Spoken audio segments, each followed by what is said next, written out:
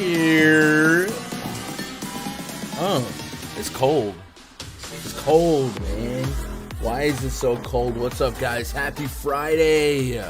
We've made it to the end of the week. I'm Gun. Twitter.com/Gundacker. Joined, as always, by Josh, who is on location. Does still have the pencil.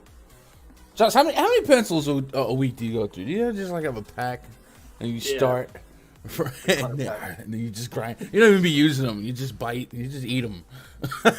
You just eat pencils up. Notes on our place, on our props. Yeah, I do both. Yeah, let me turn you up here. Here we go with this. No, man, 2 games last night, kind of a night off. Not only for us, but also a night off for the Philadelphia 76ers.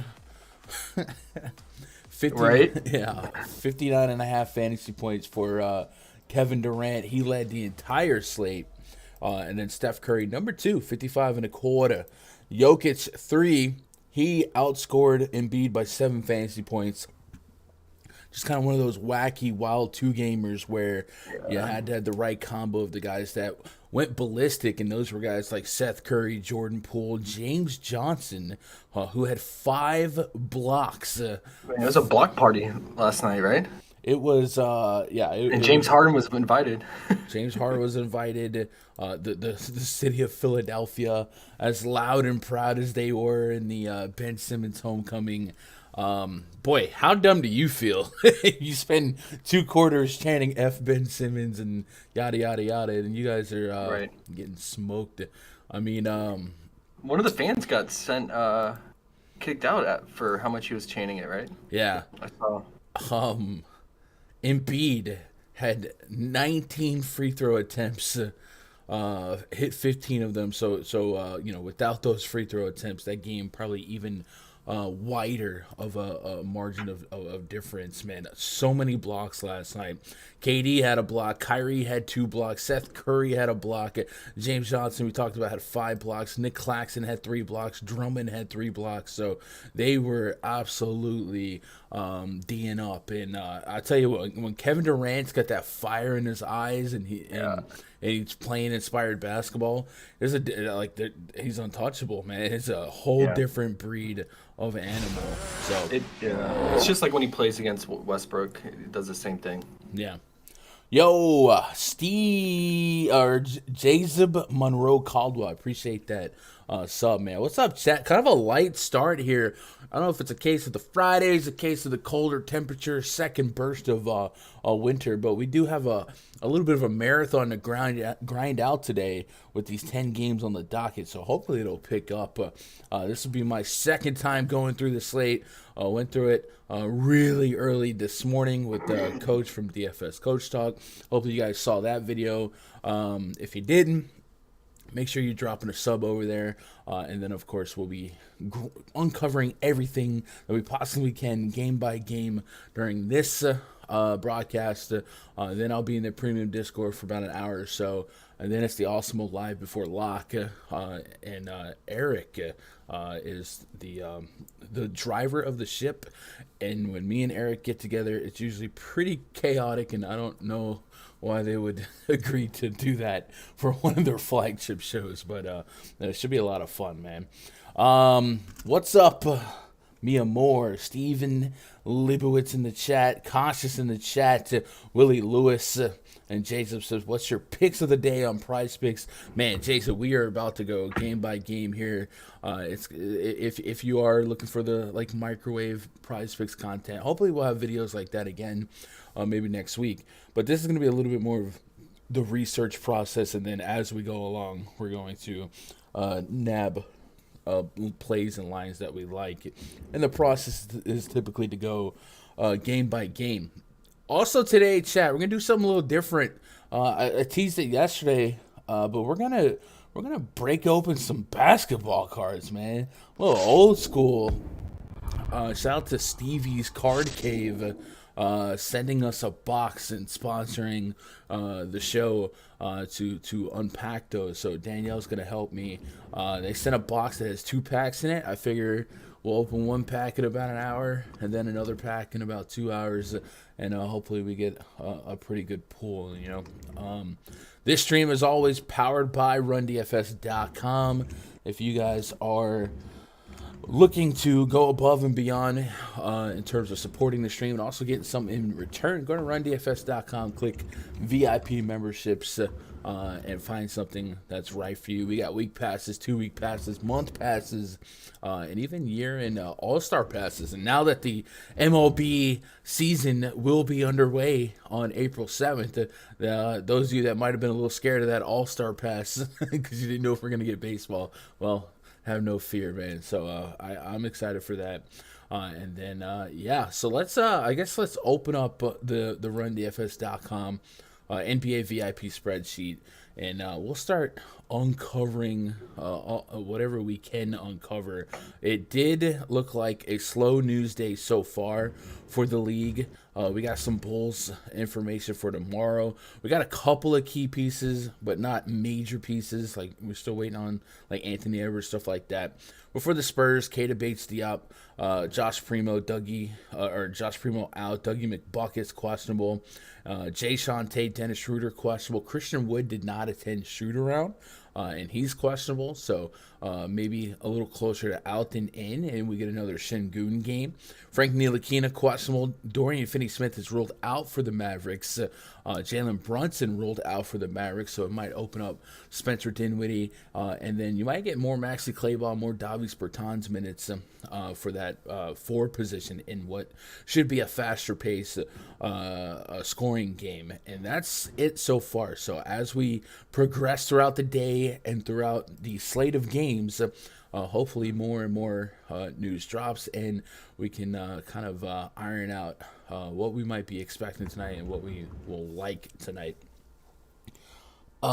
Josh, you ready to get into this, or you need a minute? Let's get it. We don't want to be interrupting. I know you're in the office, so it's a different mic setup, right? And yeah, can you not hear me that well? No, I could, but I also could hear when you type. and now I know what people deal with when they're in a call with me. Yeah, but it's all good. I'm just taking notes. Yeah, so hey, 10 games tonight. Only 1 game at lock, 7 p.m., and then we don't have a couple games till 7:30, so that's good, I guess. Orlando Magic hosting the Minnesota Timberwolves. Project starting 5 for the T-Wolves. Patrick Beverley, D'Angelo Russell, Anthony Edwards, Jared Vanderbilt, and Karl Anthony Towns, the Big Cat. Ernie Ladd taking out Cole Anthony, Jalen Suggs, Franz Wagner, Wendell Carter, and Mo Bamba. He's got hoes calling. 232.5 is our total. 7.5 point spread to favor the Minnesota Timberwolves. We do have Edwards questionable, Jordan McLaughlin In the arms of an angel. He's questionable. Taron Prince questionable. Jared Vanderbilt questionable. So let's go pull up the Minnesota depth chart and see if we can't iron out some leans here. Doesn't look like we're going to get anything better than questionable. Vanderbilt did miss that last game, and then Anthony Edwards did play. But he is listed as Q with his knee, and some of these lopsided games, and this one currently sitting at a 7.5 point spread. Sometimes they might err in the side of caution. So we don't know what to do with the T-Wolves. I will say from this far out, they are all pretty moderately priced in terms of having a ceiling in a vacuum, so to speak. And if we were to remove Anthony Edwards from the mix, we would be able to increase that per minute production for Karl-Anthony Towns, and probably solidify the floor just a little bit more for D-Russ. We know his assist rate is going to be pretty high. It's been pretty high since the All-Star break. So big news. I was to say news to make big decisions here as the first game on the docket. Really fire and ice situation for you, Josh, because lately I've watched you make two rules. One is that the T-Wolves are essentially the fastest team in the league now, and they're going to be the new Hornets, the new Rockets in terms of targeting.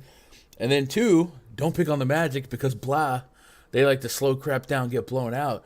So unstoppable force, immovable object. Here we are. What the heck are you going to do with the T-Wolves and the Orlando Magic? Magic, by the way, 7.5 point favorites.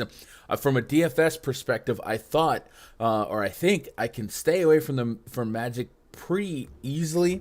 They do have Terrence Ross, Markelle Fultz, RJ Hampton, Gary Harris as guards that can just cannibalize each other in terms of minutes. And on a 10-game slate, I'm going to want a high minute projection through and through my lineups. But I feel like these T-Wolves prices, especially on FanDuel, would be something I need to get behind. 7,300 on D-Russ if Edwards was out. Edwards 6,400 if Edwards is in. And Cat under 10K. That dog will hunt no matter what. But he has a $1,400 discount from FanDuel to DK. And if Edwards is out, we know his per minute production is even greater. And we know centers against the Magic have certainly been thriving. And I know you're kind of more of the PrizePicks expertise here. So I'll ask you, did you have any leans on PrizePicks for this game? Well, yeah, so they don't have any Timberwolves props up, and sports books don't have any props either. So they're probably just waiting on the news. Yeah. But I can talk about the game on a general scope, and they do have Magic props. So would you believe me if I told you that the Magic currently have the best defensive rating since the All-Star break? That's crazy. It's a small now. Take it with a grain of salt though, because it's a small game sample size, right? Yeah. You're talking about almost 10 games. However, I read some articles on this, and they said that they're attributing it to better communication on their defense. So they use the switch defense that's really popular now. It's the double and the triple switch defense, which I talked about recently. Yeah. Which is adapted really from the college level, like teams like LSU and Baylor, they've had real success on defense with this. And it's really focused on the perimeter because of how the game has shifted to outside shooting and three-point shooting. So with that said, they say that the team is gelling more now, and they're really getting the scheme and communicating. If you're buying into this, you got one of the best offenses in the Timberwolves going against now a better defense and a really bad offense in the Magic. I don't know what to expect with that being said, right? With this mixture, like you said, fire and ice, two opposite forces going against each other. I will say though, if Edwards is out, and you said Pat Bev is questionable. No, it's Vanderbilt, Prince, Edwards, right, and McLaughlin. Okay, well, yeah, I would have liked D'Lo better for his assist prop if Pat Bev was out. But so D'Lo does have some narrative in this game. Narrative Friday here. He played at Mount Verde, the notorious Mount Verde high school basketball there in Orlando. Mm-hmm. So maybe gets up for this game a little bit, but this is a good spot for him. And I don't know, with Cat, we'll have to see what his props are, but the Magic this is favorable for him in this pace up spot. Guys like Cole Anthony, so you know, it would be like a mid tier fringe level for me on guys like Cole and Wendell Carter. I mean, Cole's sitting at 5 assists. That's pretty decent, and you know, you could get on. Let me see what do you have him projected for fantasy points? Let's see, you have him at almost 32. They have him at only 29, so it's not much of a difference there. But if I were to get on him, I could see like a Wendell Carter, either points or fantasy, and then maybe some Cole Anthony. But just real lukewarm on it because I just don't know what to expect in this type of game environment. Yeah, I've kind of come to the conclusion that I'm going to be very light on exposure to the Magic side. I do think Cole Anthony at 6K, all things considered, the pace in this implied total. At 6K, there is meat on the bone there. I'm skittish about that guard rotation behind him. Whenever we kind of dig into the last 10 games of the Magic, there's always caveats, whether it be blowouts, whether it be foul trouble, in-game injuries, trips to the locker rooms. So I never quite know what to expect. But like I said, Markelle Fultz is going to be a guy that's going to have to get his 17, 18, 19 minutes. T. Ross and Gary Harris, I could see them being a little bit more expendable. But I do think in big field tournaments for DFS side of this, I'll get to some Cole Anthony. And then 4,500 Mo Bamba is still something that I feel like day-to-day, night-to-night has a ceiling on it, so I'll probably get a dab of that. But generally, I think the bulk of my interest is going to be on the T-Wolves here, especially if we can narrow down our options and removing a guy like Anthony Edwards from the mix. And then Vanderbilt, if he's out, I liked Taurean Prince last slate. I got like 28 fantasy points out of him. But Prince is also on the Q list. So if Vanderbilt and Taurean Prince didn't play, we might get pretty sizable minutes out of Jaden McDaniels. Yeah. So something to keep an eye on. Maybe Nasri Twin Tower lineup to compete with Carter and Bamba. So yeah, I mean that Jaden could be a good play. I mean, he's going to shoot a lot from three. And, with the switch defense, it's almost like a zone defense, so it's susceptible to three-point shooting and dump downs if the switch is not made right. So if his shot's on with this three, he could definitely rack up the points today. So that would make sense for DFS. Yeah. Shout out to E Made It Happen. He said the free Discord for some reason won't load for me. I joined, but nothing shows up. Let me look at it and see if I see you in there, E.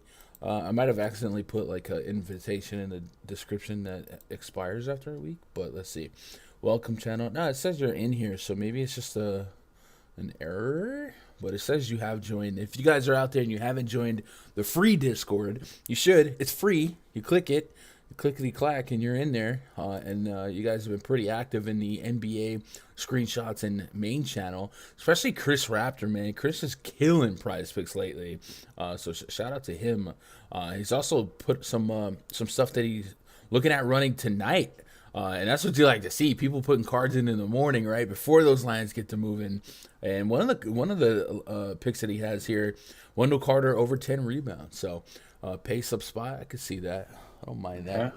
I mean, the Magic are ranked 10th in pace, so, I mean, you got two top 10 pace teams, so this should be a track meet for sure. So Gun Your Mic is crushing now. Yeah, see, you scared me. I saw Gun Your Mic, and I was like, no, not again. Yeah, I don't know, man. That was weird the other day with the mic stuff because on the replay on my end, and Josh, you said I didn't really sound different. I think what it was just a mixing I don't say mistake, but it wasn't correctly mixed to where Josh's input was a lot louder than mine, so it was a bad user experience. So that's my bad, but hopefully we're good now, right? What up, Isaiah? What up, Milk74? What the F is that? What up, Kodiak? We need y'all to get on League of Legends props. Yo, Kodiak, they do be grinding League of Legends and CSGO and all that esport nonsense in the middle of the night in the Discord. But I don't like to pretend to know something, you know what I mean? So I'm not gonna polish up content just to do it. But I have seen these cats, formula. Logan has a whole spreadsheet for COD right now, and I know that's been pretty intensively based on what map they actually end up playing, and then for League of Legends and Valorant and stuff like that. It's also I don't know. It's different drafts and all that crap. What up, Marty? Marty, what did I just get? Like, is Milk 74 like a I don't know, like a kid troll game that I just fell for? I don't know what that means. What up, Milk 74? Maybe if I keep saying it, it'll. Sub Gun. What up, Skimmer? Your boy look like Milk 74. Check him out. I don't know if I can. All right, I'm gonna check it out on this other screen. Milk 74 and images. This is. All right. Let's see if I can put it on the screen. All right, so I guess he's saying, Josh, that you somewhat resemble this person named Milk 74, which, you put a hat over that. You got the goatee. Sure. I don't know. I guess so. Oh, because he's wearing a Giants hat. Oh yeah, he does wear. Oh, okay. So now it's I got you. now it's starting to make more sense. Yeah. Okay. All right. Well, shout out to Milk 70. Josh, are you Milk 74? You can be honest. This is a safe space. Is he a rapper? What is this? I don't know. All right. Super. Roll with it. What up, Super Logical? It says, yeah, I hate when I lose a bet. I start betting like crazy and lose even more. The tilt entering. Yeah, it is a thing for sure. Look him up on YouTube. All right, Isaiah, we checked him out. I might check him out off air too to see if he's got some music. All right. Los Angeles Clippers at the Hawks. Now we're heading to the 7:30 area. So, for late swap purposes, only having one game at 7, that'll be cool to lock up our contest and then go from there.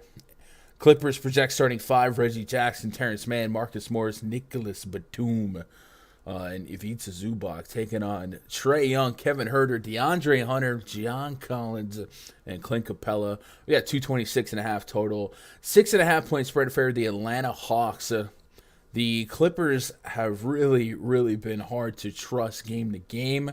Typically, the guy I do like to get some dabs of is Reggie Jackson. He's coming off a 30 real point game. We do like targeting the Atlanta Hawks with point guards throughout the season. On the Hawks side, they have the cleanest sheet injury news and notes wise of the entire league tonight.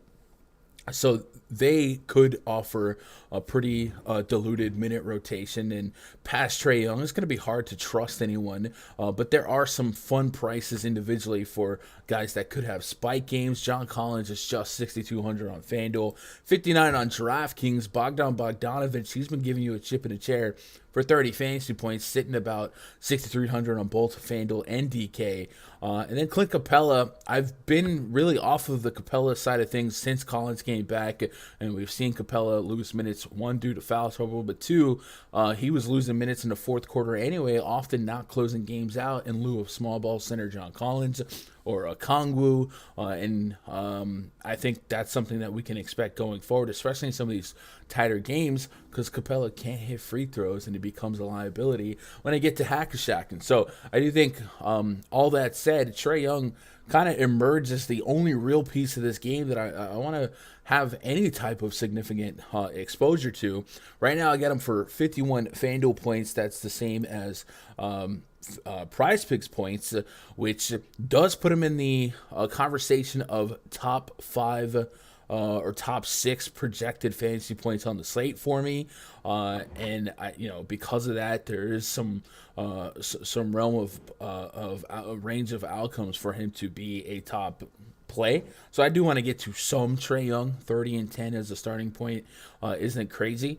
But Josh, man, what the heck can we do with the Clippers? Yeah. Robert Covington is out. I did look at some of the minute rotation. It looks like that is a short-term boost for Marcus Morris in terms of his minutes.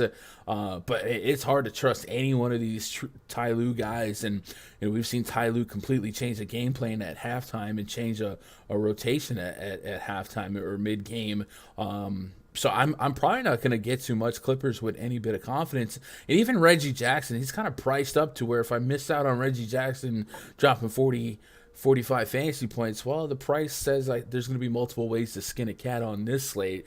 At 7,500, 8,400, I don't feel like it's going to be a necessity. So from DFS, I can be pretty light on this game. On a PrizePicks standpoint, a fully healthy Hawks team with a implied total of over 115. Trae Young assists, Trae Young real points. Anything stood out to you? Yeah, I mean, no, the real points. Okay. Okay, so last night when I was doing my research, it was at 26.5. All the sports books have him at 26.5, and for some reason, PrizePicks decided to drop him to 25.5. That's 2 points below his season average of 27.5. This is the Clippers, man. We've seen point guards roast them. I don't know why it's down to 25.5.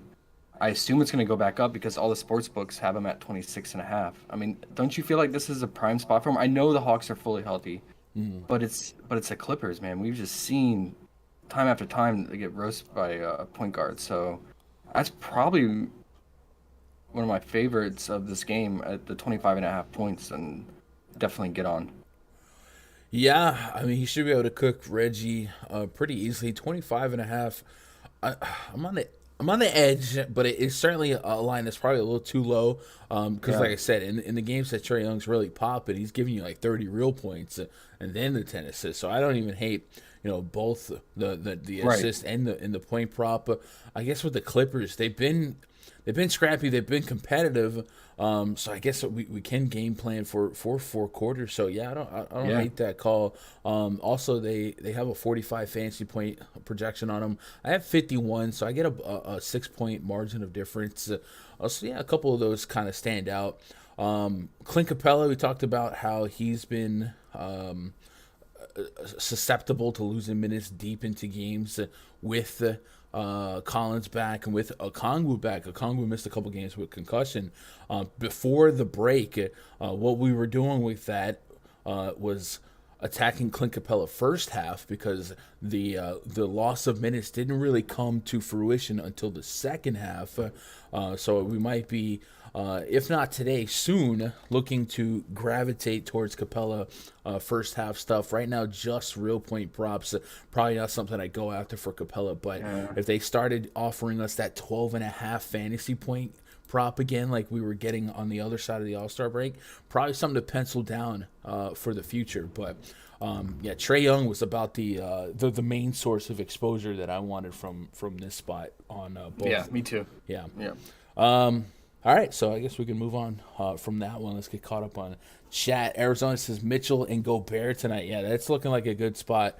And I talked about on the DFS coach show this morning how Utah has been a little bit different on the road and at home this season. Almost a 6-point difference in net rating on the road versus at home, and then of course their defensive efficiency has taken a step backwards. And I think it has to do with the underrated altitude of Utah. Right, only Denver seems to get that notoriety for being above sea level, and Utah's up there too.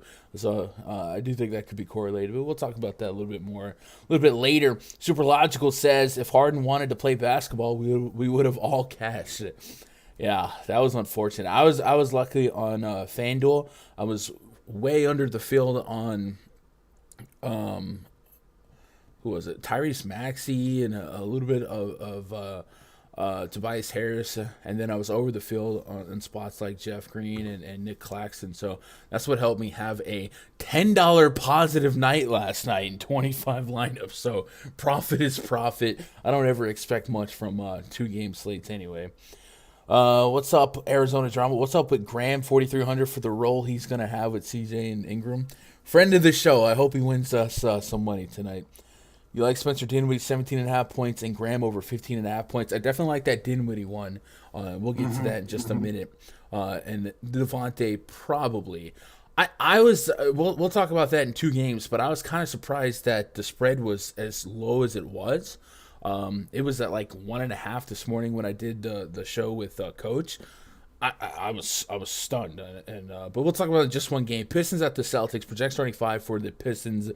Corey Joseph, Cade Cunningham, Sadiq Bey, Jeremy Grant, Marvin Bagley, alert, Marvin Bag alert. We got Marcus Smart, Jaylen Brown, Jason Tatum, Al Horford, and the Time Lord, Robert Williams for the Celtics, a 215.5 total, a 14.5 point spread in favor of the Boston Celtics. So magically a pace down game versus the field, and the Celtics have been probably the best defense in the league consistently since the turn of the new year. And after the Derek White for Dennis Schroeder trade only tightened up any screws and any leaks they might have had. Was it Grant Williams we just got questionable a little bit ago? I didn't have in my notes here. But this is one of those, do we completely fade this game? Unlike the previous couple games, the Pistons, when they are full strength, or not full strength, when they are in competitive games in a scenario like today, where Ham Diallo's out, Killian Hayes is out, Frank Jackson is out, Rodney McGruder, and Isaiah Stewart, that represents a lot of minutes that they tend to give to those guys game to game. So in a more neutral game setting, we would have pretty hefty minute projections, and I still do on Cade Cunningham, Sadiq Bey, Grant, and Bagley. But how lucrative are those minutes against a team like the Boston Celtics that are strapping up on defense? So, Josh, I'm probably going to throw my hands in the air on this one and not get there, but I feel like there's going to be a Piston that bleeds through here and has a solid game, if nothing else, just because of the minutes they might play, or because hashtag DFS Chalk Bagley busted last slate, and now he's going to turn around and make up for it this slate. But Celtics are the largest favorites on the slate right now, and I can't really have the warm and fuzzies on anyone specifically. Breaking through this Celtics wall defensively. So I don't know what to do with them. I don't know if you had any intentions to gravitate to their prize picks props, but chat, let me know what you guys are doing with these guys for DFS, because I think it's one of those spots where I think I stay away and hope I don't get like the fakest 50 game out of Jeremy Grant or Kelly Olynyk for revenging his way into 30 plus fantasy points. But it does feel like one of those guys might pop. With the Celtics side, Tatum and Brown, you know the drill. I'm going to have them in the player pool. Going to probably tier 3 them and not have them overlap. Jaylen Brown likely to get a little bit more exposure out of me just simply because of his price point, $7,300 on FanDuel, $8,200 on DraftKings.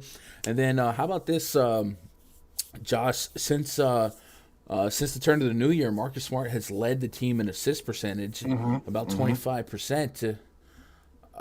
Anything on prize picks that you want to take advantage of from the Celtics side or the Pistons side? Man, so yeah, I mean, this is the 4th game in this series. They've already played 3 times. I believe all 3 of those times that was without Derek White, but all 3 games were relatively close. One game went down to the wire. It was and that was in the Garden. It was a 1-point win for the Celtics. But I mean, the teams have changed since then, and yeah, like I said, the Celtics are number 1 in differential this season. They're averaging around 11.5 point differential, so definitely has a high potential for blowout. But if you think it's going to stay close, then Tatum is just on a tear, and we've seen him when he goes on these runs. He'll just go stay attack mode and try to rack up the points. So I mean, he's averaging 40 points per game over the last 4 games, and this is a great spot for him to keep it up. But I mean, it is high, 28 points, and you're running the risk of blowout. But yeah, I mean, if you want to ride that Tatum hot train, you pair it with the Marcus Smart assist, that makes sense. And then on the other side, Cade Cunningham has been sitting at 5.5 assists, and now they have him down to 4.5 because of the matchup, I assume. But he's his assist rate's gone up recently, and I think that's due to this new lineup and new unit running. I mean, you got guys like Bagley who can get buckets, and Grant's playing better.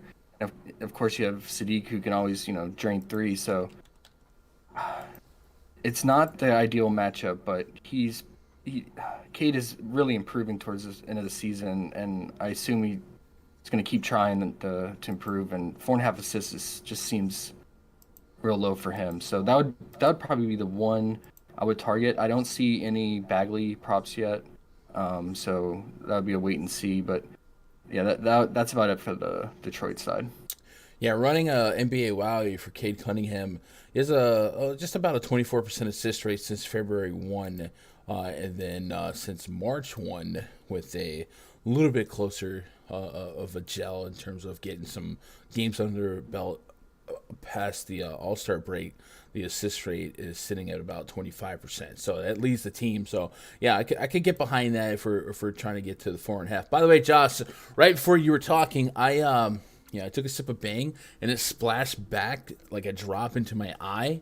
So I'm pretty sure I have X-ray vision now. My eye is like twitching. All right, So perfect. I can So find those props, man. I can see through the bowl. And get some Kelly O revenge narrative, right? Yeah, Narrative Friday, you're coming out soft. But man, yeah, it just seems like we've had a couple of reasons to expect minutes from Kelly Olynyk lately, and we really haven't ever got those minutes. So I don't know that I'm holding my breath for more than 20 minutes here. That last game, Bagley, even get into early foul trouble. We only saw Olynyk get about 20 minutes of work down there. And then I don't know, maybe now with Ham Diallo out of the mix as well, and Magruder, I believe, is also listed as out. Maybe they got there's no. I don't have a lot of guys actively involved in this Pistons rotation tonight. I got Olynyk up to 24 minutes, assuming that Luka Garza doesn't play, but this could be a Luka Garza fourth quarter, and then Olynyk just kind of phased out of an opportunity again. So. Yeah, but I guess for the sake of Narrative Friday, we should mention Kelly. Yeah. I mean, looking at it now, I mean, Robert Williams should crush if he doesn't get in foul trouble like last game against Bagley and Kelly O and Grant. I mean, this is, yeah. Yeah, 100%.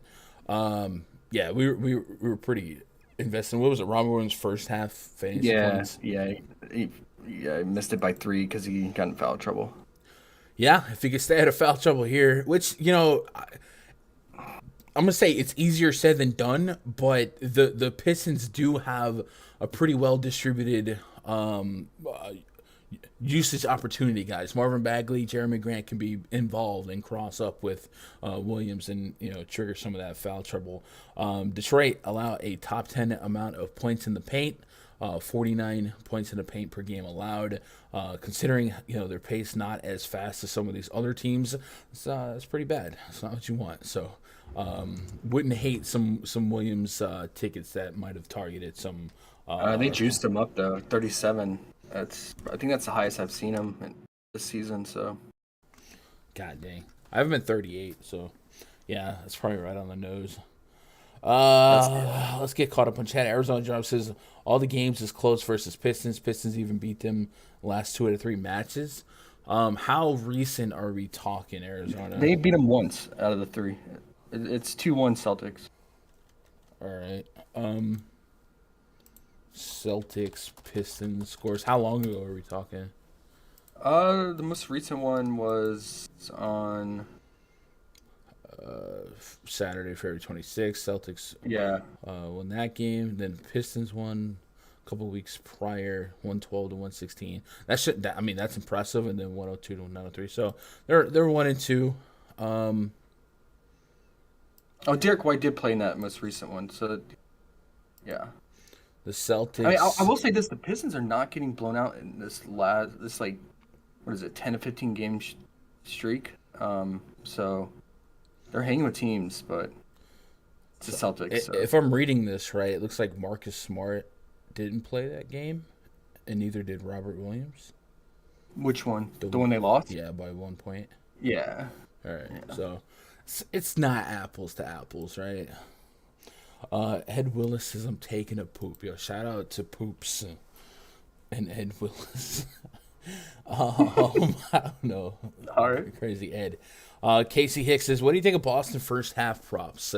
So we did look at Robert Williams. Usually when he's not in foul trouble, his minute rotation is pretty nice. He gets a lot of opportunity, and I did see Grant Williams downgraded to questionable, right? I'm not making that up. Let's see, NBA. Ooh.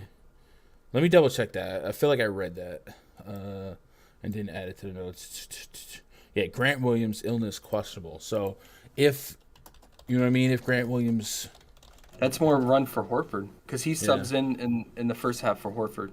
Okay. So double down on a double dose of props. Right now, I have Grant Williams representing 25 minutes. So yeah, if we push that to Horford, and then it doesn't hurt.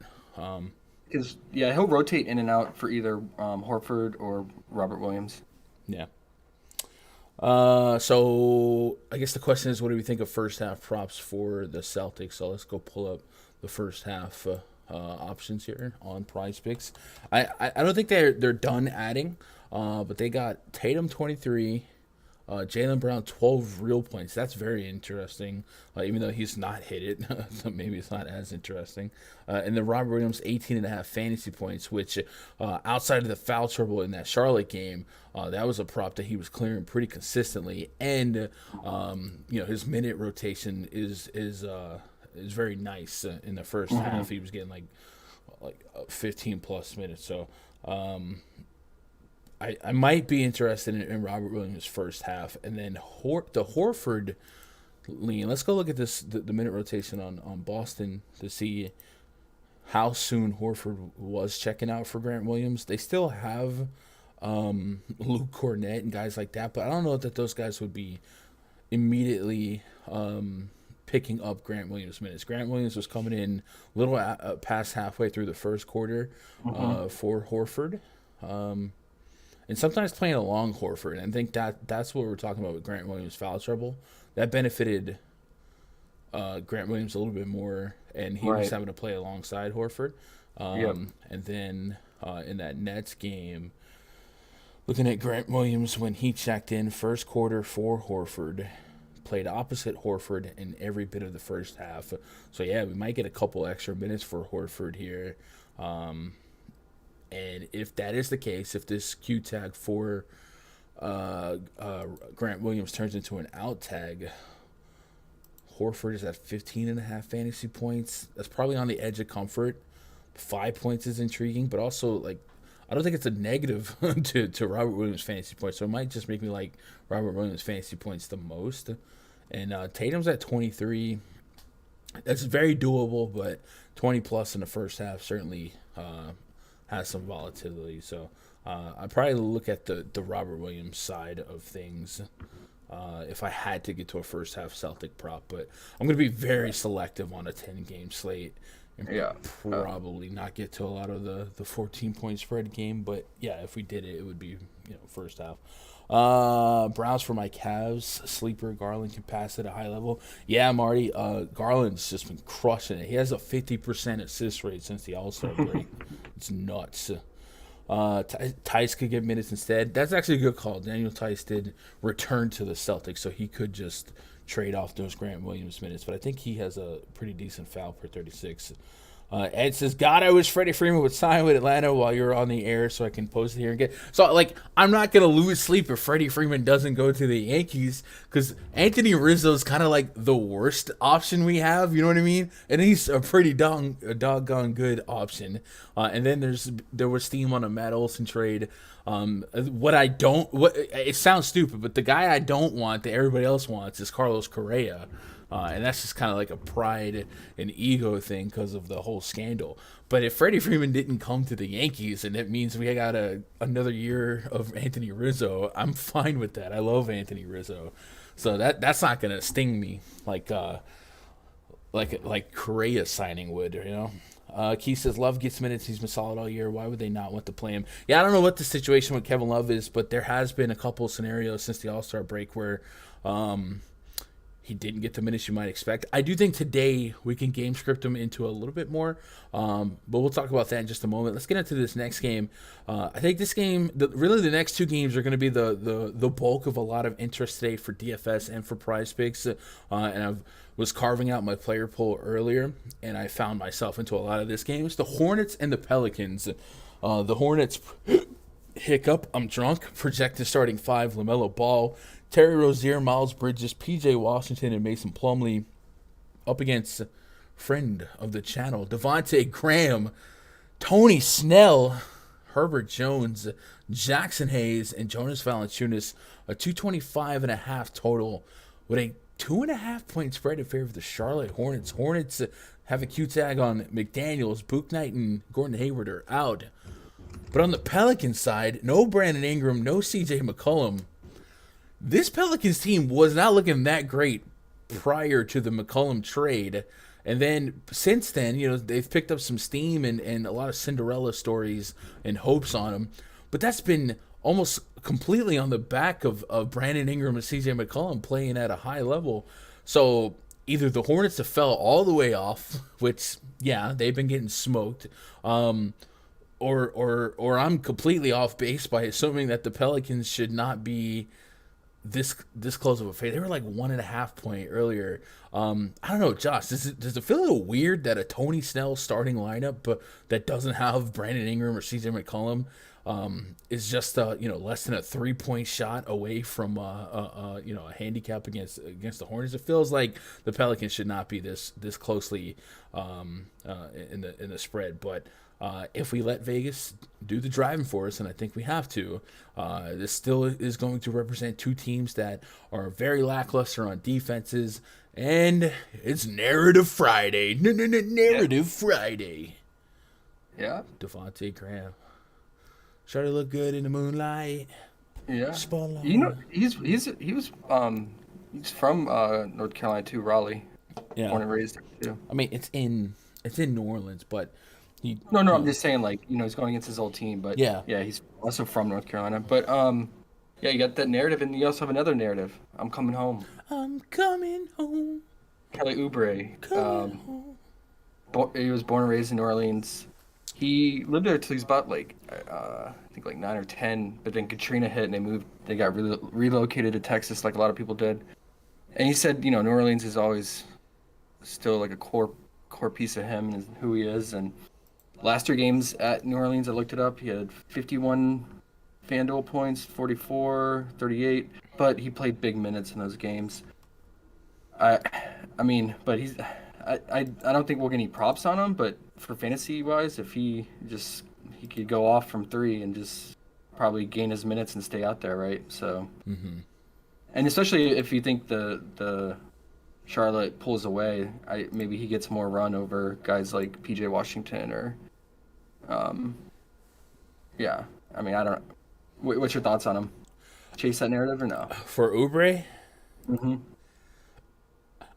So when it comes to the Hornets, I just kind of throw them all in the wheel, set a couple rules, and fire away. Usually the most likely outcome is I play too much LaMelo Ball and he plays 8 minutes and I get screwed. But hopefully today not the case. But yes, I think if Oubre popped off for a 30 fantasy point game, it certainly would surprise me, especially against this incarnation of the Pelicans. But if we let's say we gotta honor Vegas here and keep this game competitive for 4 quarters, a 225 total, the Pelicans are severely underpriced if they're going to be implied for 115, 118, and so on and so forth.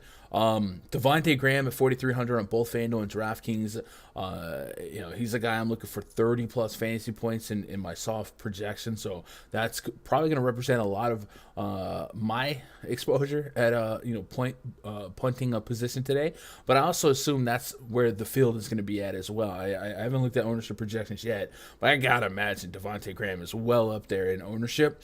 And then Jonas Valanciunas on the south side of 8K. He's probably going to lead the team in usage, and we saw in that last outing that, hey, J-Val can still put up big games for fantasy, and we love centers against the Charlotte Hornets. I mean, it is just a super fruitful spot. So I think a lot of Devontae Graham, Jonas Valanciunas overlap is in my immediate future. 62 fantasy points, 30 real points against the Orlando Magic. That was a game without Brandon Ingram. And then now that you don't have Ingram and McCollum, yeah, it makes a lot of sense for J-Val. And then another guy I want to talk about is Herbert Jones. Yep. I think it's easy to kind of get off-put by his recent game log if we don't put some context to it. In the last game against the Orlando Magic, he fouled out in 26 minutes. Essentially lost all of his third quarter run. And I don't think... I mean, it could happen, but I don't think it will happen. And I think that 26 minutes is more likely to be 30 plus minutes. The game prior to that, Memphis Grizzlies won by 20, so Herb Jones essentially missed out on the entire fourth quarter, played 24 minutes through three quarters. So expect another maybe 6, 7, 8 minutes. And this is games that this was the game that Cesar Mccollum did play. The game prior to that went to overtime against the Denver Nuggets.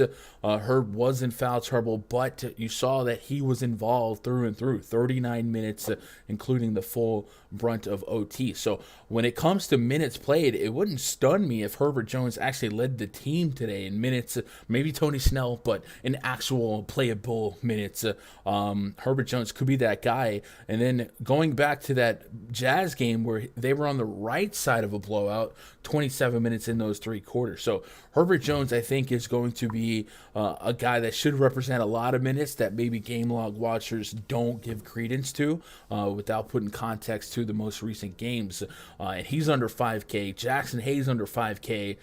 This entire team becomes stackable. And I have to wrestle internally with allowing up to 4 Pelicans in a lineup because Graham, Herbert Jones, Jackson Hayes, and J-Val against the team we've been picking on all year, the Charlotte Hornets, certainly are all priced individually to where they can hit or exceed their median projection, their high median projection, and maybe even have coexisting ceilings that's worth having. The responsible thing for me is probably just to cap at 3, but I do think it wouldn't be the most crazy thing if 4 Pelicans gave me like a Luka LeBron lineup or something like that. So something I'm going to keep in mind, but the Hornets become the harder to predict team in my estimation just because they are so spiky game to game, like the LaMelo game, the Rozier game, the Oubre game, the Bridges game. So I tend to just kind of put them all in some player groups on Fantasy Cruncher, set a couple rules, and hope that variance goes my way. We're coming off a game where Mason Plumley, right? Mason Plumley had super ceiling game. He dropped 39 fantasy points, 15 rebounds, 6 assists, 3 blocks, and just 7 real points. 6 assists, 15 rebounds against the Boston Celtics, man. Maybe I'm telling you, Marvin Bagley is gonna daylate the world after being chalk. It's just gonna happen. But yeah, I think the Pelican side is what I want to take advantage of. So with that said, we'll go over the prize picks. Yeah. Did we get some attackable lines for the Pelicans? Well, we don't have any fantasy points. But maybe we can talk about the ones that we do have. So the one that stands out to me for Devonte Graham is just his real points, since he's gonna have all the shot opportunity here. Besides J-Val, his PRA is 25.5. So if I had to guess, I think they'll probably put the fantasy point at probably 32, around 30 to 32. Yeah, and that's about what you have him at. Mm-hmm. J-Val's at 38.5. So, yeah, that's probably going to be up to near mid-40s, right? So, I think they're all pretty priced appropriately. But what about Devontae real points? That's the one that stood out to me. That's the one I think that I like the most. That's currently on the board. Yeah. I'm curious to see the Jackson Hayes. Sportsbooks don't have anything on him either yet. Curious to see what his props will be. And then I had a question about a DFS question for you. Throw off you. Would you, in the same lineup, play some Alvarado and Graham together? Because I don't know if is it kind of a negative correlated game script theory if the game gets out of hand, but I mean they do, based on their recent game flow charts, they do play some minutes together even when McCollum was playing. Yeah, so if they were starting McCollum and keeping Devontae off the bench, if they interchange that and they start Devontae, then yeah, there could be an outcome where Alvarado is the pure backup point guard. He has been on the season somebody that I rely on more for like defensive peripherals, getting steals and all that, and he's been really good at doing that. And we know the Pelican or the Hornets run a fast pace and they can get sloppy. Putting them in the same lineup might be asking a lot, but their price points were, what is that, 7,000 400. We're asking, could we combine for 45 fantasy points, 50 fantasy points in tournaments? I don't think that's an outlandish expectation. It's definitely, Right. it's not a rule that I'm going to not set. Like, I'm not going to say I can't have these two Okay. together. I'm just going to, like, Right. trust the projections. Right now, I have Yeah. Alvarado at 24 minutes. That's giving me almost 30 fantasy points. So there's certainly a world where those two drop in same lineups if we honor these projections, 30 and 30. So that's 63 fantasy points. That's 70. Yeah.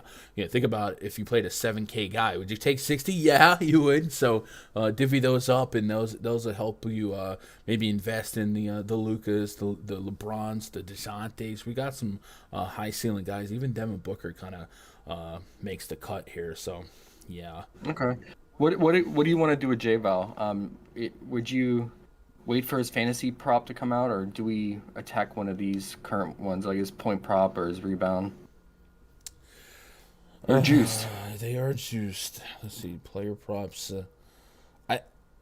I feel like they're not gonna have J-Val. I don't know if he didn't just come off a 60 fantasy point game. I feel like we might have got a little bit of a discount, maybe some sticker shock now that they just dropped 60 and there's no McCollum, because I thought my 50 fantasy point projection might be a little bit aggressive versus what they might have. What do I got? I got 38 PRA in my run, and they've got him at 38 and a half. Jesus H. Yeah, that's right on the button. So maybe they will Yeah. push 50. So yeah, maybe Probably just stick with Devonte Graham like as a core piece, right? Yeah. Like real points. yeah, 100%. Yeah. All right, yeah, I'm loading up on Pelicans today, and I'm gonna spin the wheel on these Hornets, and hopefully we get the right combo to fall, and go from there. Yeah. I wonder who gets the most Herb Jones defense. I there's gonna be a lot of switching. He's not gonna just guard one person, but I wonder who he's gonna see the most or guard the most. Probably, I assume Rozier. Him or LaMelo probably, Yeah, and then kind of he's a great on ball defender.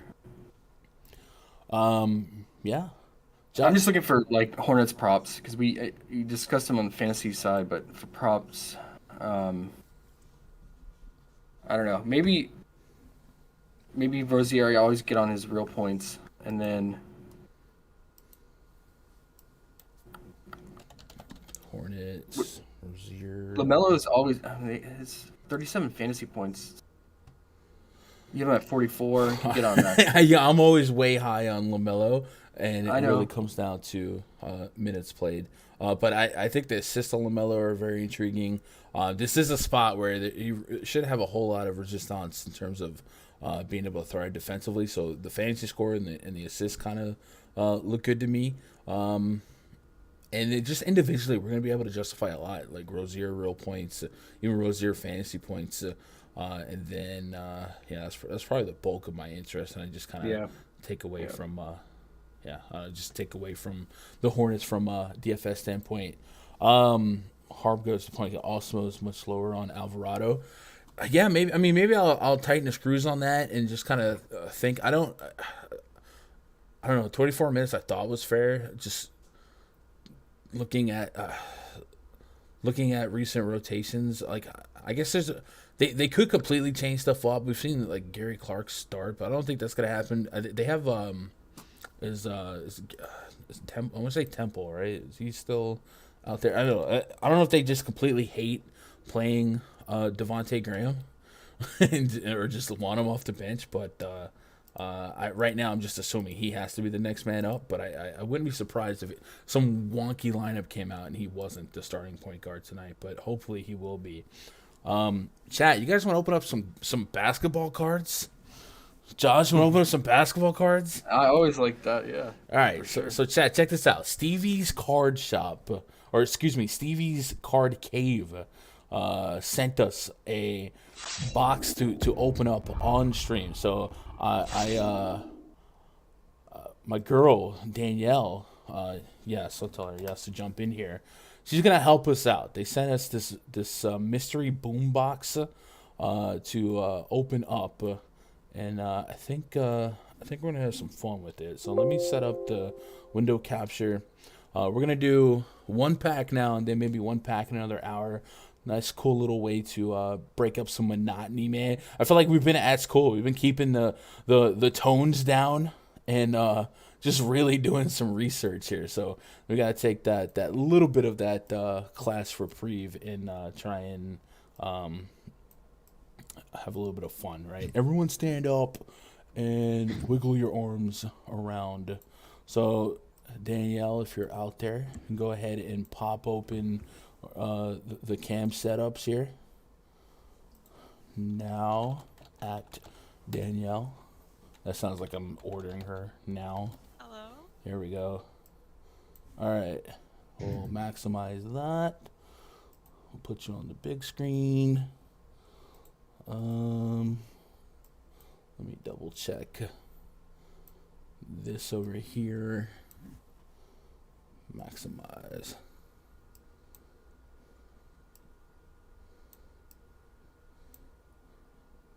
And I guess I had it correctly at first, and now I have to fix it again because I screwed it all up. All right, so Stevie's Card Cave chat. Show them some love. Let me put that on the big screen. They sent us this mystery boom box. Let me edit it just fine so that you guys can see the cards here. We're going to do one pack now and then maybe one pack in an hour. Pretty cool box that they sent us. This box is usually $90, but right now it's on sale for $60. And we're going to go ahead and rip it open. So, Mia Moore, if you wouldn't mind, open that box and then pull out that first pack. What up, Parker Douglas? You collect and sell? Yeah, man, it's a fun hobby, right? Like, people are... look like it was picking up some steam during the pandemic, but I don't know. It's a little bit better than or more fun than Top Shot, I guess. There we go. Look at that. Look at that. What do we got? Wait, how many cards are in there? There's like 3 things. 3 of them? Cards. All right. So Yeah. he told me that these boxes, on average, they deliver 4 prisms, 4 rookies from the season, 2 random inserts, and 14 base cards. So these are the. Let me say the 2 random inserts, and we might get some rookies here. I don't know. There's a lot. Like. All right, open that up. Let's see what that is. Wait, was so that? many. Hold on, go back to the other one. Looks like somebody wrote all over that one. We should clean that off. This? No, okay, Landry Shamet. That looks like the prism. Yeah. And what was the other There's one? nothing on there. Yeah, I know. I'm joking. And then I have to open both of these, but. Markel Fultz. Imagine. Okay. Is there multiple gonna cards open in there? this one. Yeah, open them up. Let's see it. I'm just gonna open this one. I don't know. Oh, this is actually so cool. Yo, this is cool. Okay, so I have this one. Oh my god. So all hard right, for so me. that's Markel Fultz. Yeah, I like that. Kind of pops. That one, right. I like that. All It's right. really pretty. And then It's hard for me to look that's at. Draymond Green. Our boy Oh my Josh. god. Yes, sir. All right. This is hard for me because I have to look at it backwards. Okay, some Zion. Let's go. Nice. These are cool. Yeah, I do like that. My house. Oh my god. is that I'm so bad at it. Eric Bledsoe. Okay, looks like the Pelicans version. I like A it. couple teams ago. Hi. Kyrie Irving. All right. This is a pack that you open, or was it one of the plastic wraps? One of the plastic wrap. Okay. All right. So these are like the special cards. Oh my god, this one's like hard because it's sideways. Looks but- like Express. Is that Allen Iverson? Little throwback action. All Yeah. Right. All right. Does Fleer still make cards, or are they It's done? so hard for them. I'm not sure. These are. That was my jam back in the day as a kid. Fleer. This one's like in a cool case. So it says to look for exclusive boom meter cards for like big hits, graded cards, stuff like that. That is a Tyrese Halliburton. Is that a rookie card? Was from last year? I think so. Yeah. All right, let's go. Yeah. Nice little It's in a rookie Hallie. it's in a cool case. Yeah, don't take it out. I'm not. All right. Oh my god. Obviously, if it's in a case, I'm not Zion gonna should take be it on 2 out. cards. Hello? Julius I'm not Randle. dumb. I'm with that. All right, little Prism Julius Randle. All right. These look cool. This one's also in a cute case. They're cute. Killian Hayes. Okay. I want a GPP with Killian Hayes. I like Last year, these. 15K. my What is that? This is so Rui Hachimura. All right. Ooh, What up, Danny P. Malachor? I like this. Oh, autograph. Hold up. What is this? Yeah. Theo I like Maladon. this All right, one. could be more exciting than Theo Maladon, but we'll take it. Listen, I mean, it's And not then your we have- fault. this one. Precious Achua. All right, shout out to Fish Fan. He might like that one. And that's all from the plastic.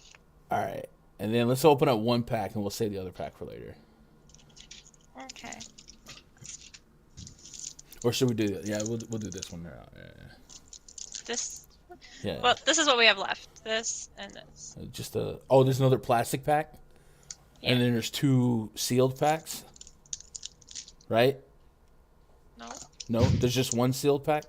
it's just one sealed pack. All right, let's open the sealed pack, and then we'll do the other plastic later. Maybe we'll get another autograph later. Okay. The Theo Maladon autograph, boys. Let's never get it. It's fire. Let's go. All right, and these are probably just be more average, so we don't have to go too crazy. So, real fast, what's that? T.J. Warren, Pacers. All right, we'll take it. Bubble Warren, incredible season. There's one that looks really pretty, and I'm really excited to look at that one. Looks like Jaylen Brown. Let's go.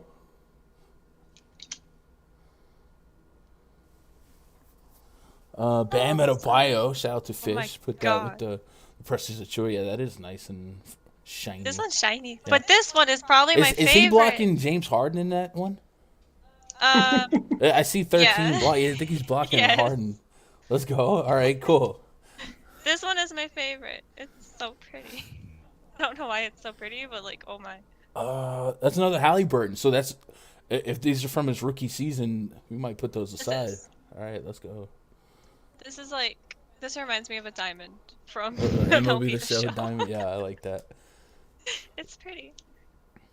So Was that it? was a sealed pack, All right. and then one plastic. All right. Nails match that one. They do. All right, It does. let's do that other plastic one in an hour, and then hopefully we'll have another autograph in that one.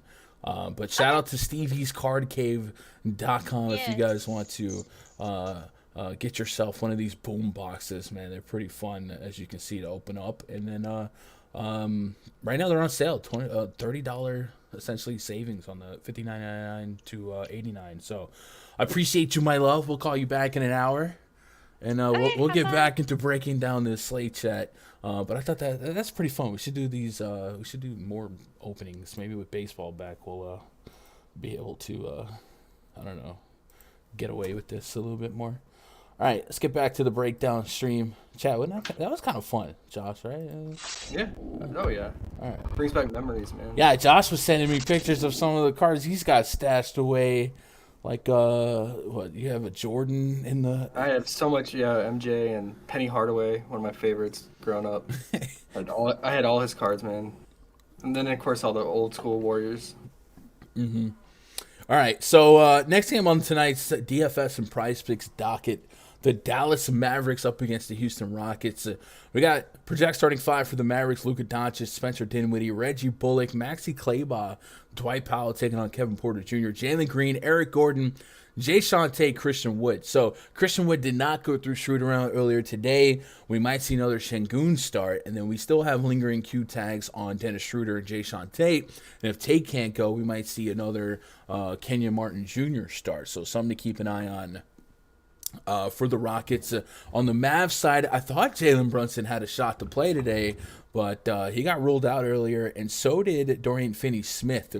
And I think the Dorian Finney-Smith one isn't as insignificant as it sounds, because the Mavericks, they run that slow pace, but they've also been pretty solid defensively, especially on the wings, and a lot of that is Dorian Finney-Smith's doing. So this game, I think the Rockets have another chance that, seen them lately go 12 rounds with the Utah Jazz, beat the Memphis Grizzlies. They might have a shot to keep this one competitive. The Mavericks coming off that big loss against the New York Knicks.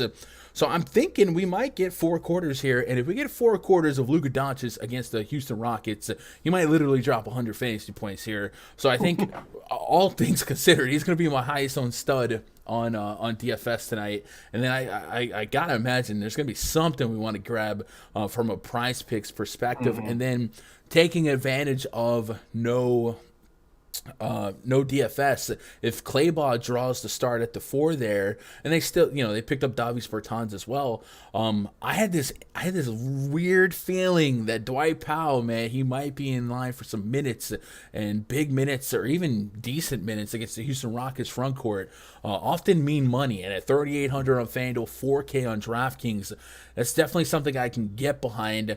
I think if we look at the last couple games for the Dallas Mavericks, there was a foul trouble game and a game that Clayball was out. I think that was against Utah. Let me double check that. Yeah, Powell had 5 fouls. So only walked away with 21 minutes when it was all said and done. But he probably plays this entire gap here to get to 25, 26 minutes. And then, of course, that blowout against the New York Knicks. So considering that there's no Marquise Chris, now there's no DFS. If Clayball's minutes go to, replacing DFS, unless Davis Bertans plays an exorbitant amount of minutes, I think Dwight Powell could be a really fun play tonight. So I like a lot on the Mavs side, and then Spencer Dinwiddie probably has to play that Jalen Brunson role and more. And I'm just getting absolutely dumb levels of projections for the Mavericks. I'm getting almost a 70 fantasy point projection on Luka Doncic, which, tell me I'm wrong, because I don't think I am. Josh, man, where do we start on this one? This seems like the DFS game of the night, especially if we lose Christian Wood. And I know Şengün's not going to be that value that he was at 4K, but if he gets to 50 fantasy points, which is very likely for his skill set, for his per minute production, and the Mavs front court matchup, I'm still going to roster him bullishly in DFS. A lot to like here. Oh yeah. I mean, so we don't have any fantasy points for the Mavs right now. But I gotta imagine, Luka's at 50.5 PRA. I gotta imagine it's gonna be pushing close to 56 to 58. But I could still get on that because it's still a large differential from your projection. But yeah, his real points in play too, because we saw with Brunson out, he just dominated all the usage and shots. So I could get on that. I will say, first of all, shout out to Tinkeroo in the chat. News did come out from Coach Silas that Christian Wood unlikely to play and Jae'Sean Tate unlikely to play. So this would mirror what we saw last game and probably give us KJ Martin and Şengün again. Yeah. Yeah, and then Dinwiddie, yeah, I've been writing him his props a lot lately, and he's just really improved and getting back to his old form. So I like his real points. I like his PRA. I want to see what his fantasy is when it comes out. You have him projected for about 40. So if it's like around less than 35, definitely get on that. But his points stand out probably the most because he's gonna get a lot of the shot volume. Because Finney Smith was scoring a lot recently for his style or his usual self. Like he was getting around 15 points a game the last 5 games. So that's heavy minutes. So that's a lot. It's more shots to go around, and Dinwiddie's gonna be needed here definitely. So I'm probably gonna lean his points and then probably his PRA and just wait and see on his fantasy score. And then Luka, we probably want his fantasy score the most, right? Yeah, just throw a blanket over everything. Yeah. Rockets turn the ball over most in the league. Luka averages over a steal per game. Might get 2 or 3 of them here. Battle of I-45 is what we call it down here. And by we, I mean me. So, Toyota Center to, I think, American Airlines. You can pretty much get it all done on I-45. I think everything's – and now that we know Christian Wood is out and Jae'Sean Tate – One of the things we have seen since the All-Star break is the evolution of Jalen Green, man. He's looking like a stud. So if he's thriving, gelling with Kevin Porter Jr., certainly think that we can maybe take a step backwards on this Dallas defense without DFS. Not that they're going to crumble and fall. I think Clayball is serviceable in and of himself. But, the Rockets have been kind of surprisingly good in the last couple of outings, and like I said, going out there and punching the Grizzlies in the jaw, taking that dub and hanging in there for 12 rounds with the Utah Jazz. Easier said than done. Stealing one from the Lakers, not as impressive as maybe it would be, in October, but it's certainly, certainly showing that they're out there playing with some confidence. So I do like this game stack and the Jalen Green at 6K. I'm looking for 30 plus fantasy points.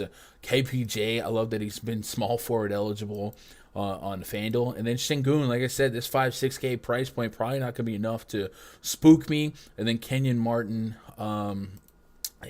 he's listed in some sites as Kenyon, sometimes as KJ.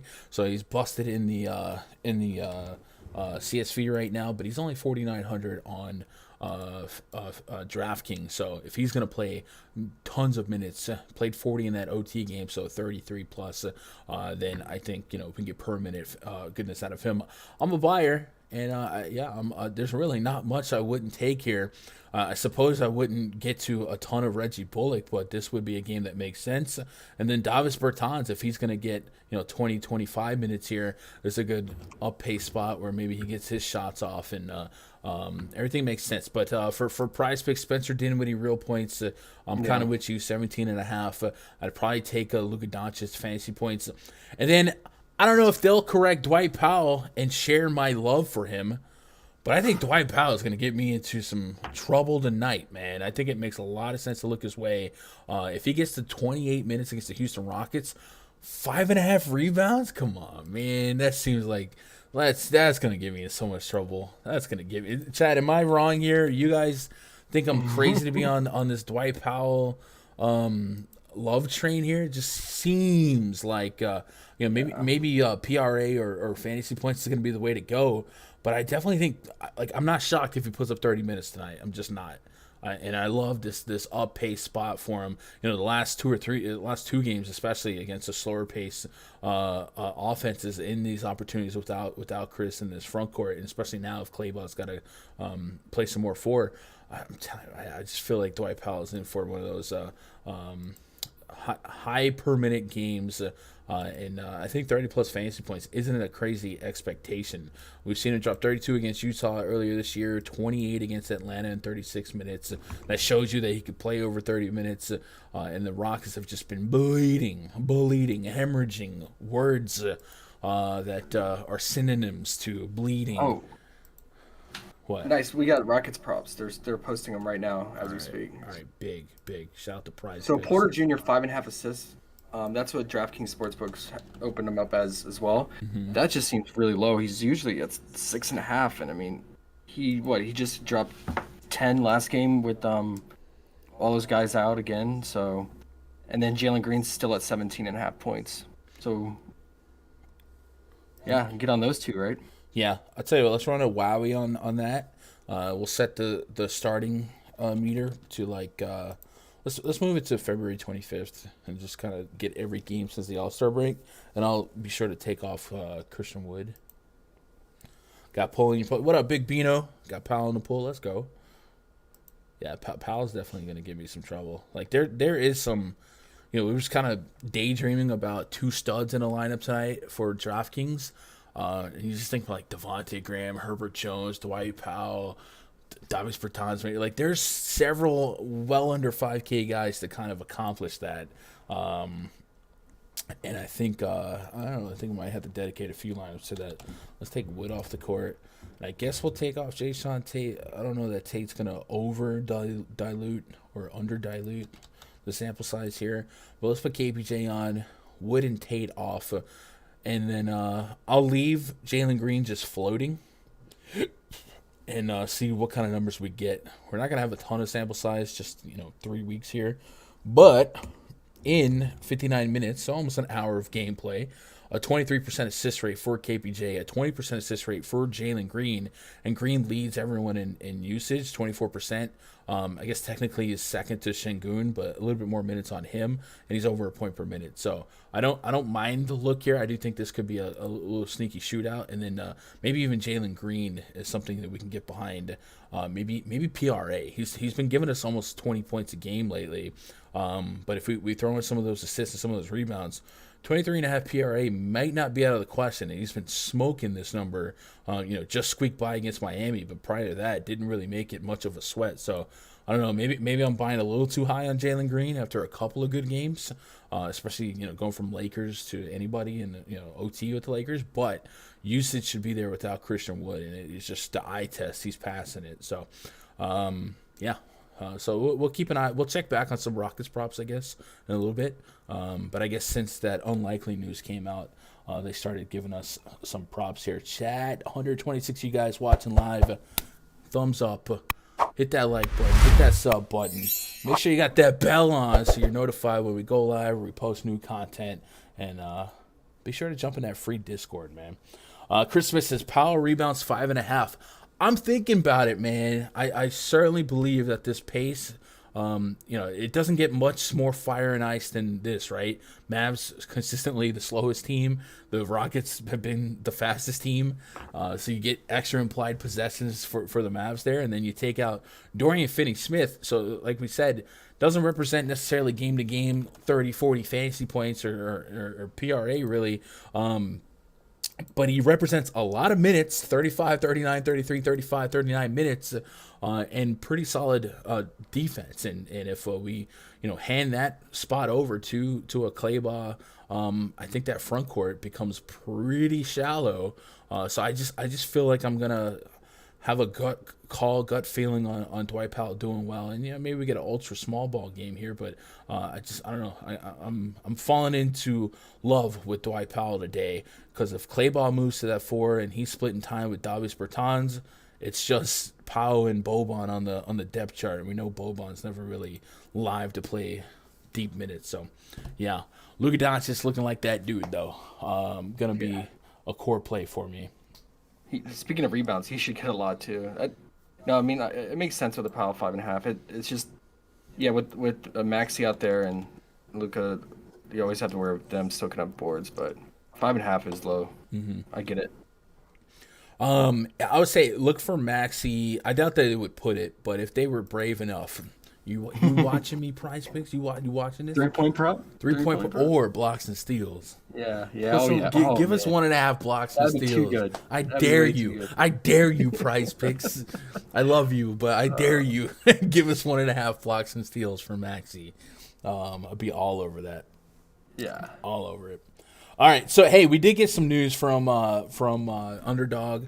We wrapped up some of the information from Houston. But every day at 3 p.m. Eastern, Fan does a good job of kind of reminding us of the significant stuff we're watching. It's LeBron James questionable, Jimmy Butler questionable, Anthony Edwards questionable, Christian Wood and Jae'Sean Tate we have since learned unlikely to play. Not quite doubtful, but not questionable. I don't know. Dylan Brooks doubtful. He was upgraded to doubtful. Jared Vanderbilt, Dougie McBucket still questionable. And yeah, so let's keep it moving. Where are we at on likes, man? We are at 33 likes, 129. You guys, kind of been low on the view count, I guess. But I guess we started early. Maybe we'll get to that normal 200. But we've kind of noticed a dip lately. Maybe I'm a dead YouTuber, bro. My channel's dying. Nah, I'm no good. I'm no good. All right, Cavs at the Heat. Next game on the docket. Project starting 5 for the Cavs. Darius Garland, Isaac Okoro, Dean Wade, Lowry Markkanen, and Evan Mobley. Up against Kyle Lowry, Duncan Robinson, Jimmy G, Buckets, PJ Tucker, and Bam Adebayo. We got 210 total. 7.5 point spread in favor of the Miami Heat. The pertinent news here, Jared Allen, Karis LeVert out for the Cavs. And then on the Heat side, Jimmy Butler is questionable still. He missed that last game, and I believe it was the designation was a sinus congestion. And I kind of thought he would play through a sinus congestion, but he didn't. So with that said, a sinus congestion usually, I don't know, I'm not a doctor, but I play one on YouTube when it comes to DFS analysis. Usually not something that keeps you down for long if it's not that serious. So I would assume a couple days of rest and I don't know, some vitamin C. Maybe he's going to be ready to go to tonight. If he's not, we'll get another opportunity of Kyle Lowry at 6,200 on FanDuel. Probably expect a buff to his assist percentage. And then, of course, Victor Oladipo has been back. He's probably going to get his 15 minutes. Tyler Hero gets a bump. Bam Adebayo gets a bump. Just generally speaking, though, these two teams, when we look at pace metrics and defensive metrics, there's not a lot to get excited about. The Miami Heat boasts the second slowest pace on the year. Cleveland, top 6 as well, or bottom 6 as well. So it's quite the contrast for the Cavs, and I think the Cavs, I don't use the word overvalued here, but the Cavs might be slightly overvalued because the microwave memory here, the most recent game of no Jared Allen, no Karis LeVert, was against the Pacers, which it couldn't get much different than the Heat, than the Pacers when it comes to defense. So the Cavs, who put up, what did they put up, like 130 or something, 127 against the Pacers? Yeah, it was a good game too. Yeah, it was a shootout. Yeah, in this game, they're implied for like 30 points less. All right, we have a 210 total, 7.5 point spread. So they're implied for almost like a quarter's worth of basketball less of real points here. So I'm not saying I wouldn't, co-sign some Garland interest, because I think Garland's assist rate, he's going to be a catalyst in them doing anything. But there's a whole lot less implied real points to be had here, and the matchup is almost polar opposite what they had against Indiana. So I could see the field perhaps overvaluing the situation for not just Darius Garland, but Evan Mobley as well. So I think that's an interesting topic for game theorists. I haven't looked at ownership projections. Maybe it's more modest than anything. But the Miami Heat, they allow the fewest points in the paint on the season. They don't surrender a ton of blocks. That's a lot of Evan Mobley there.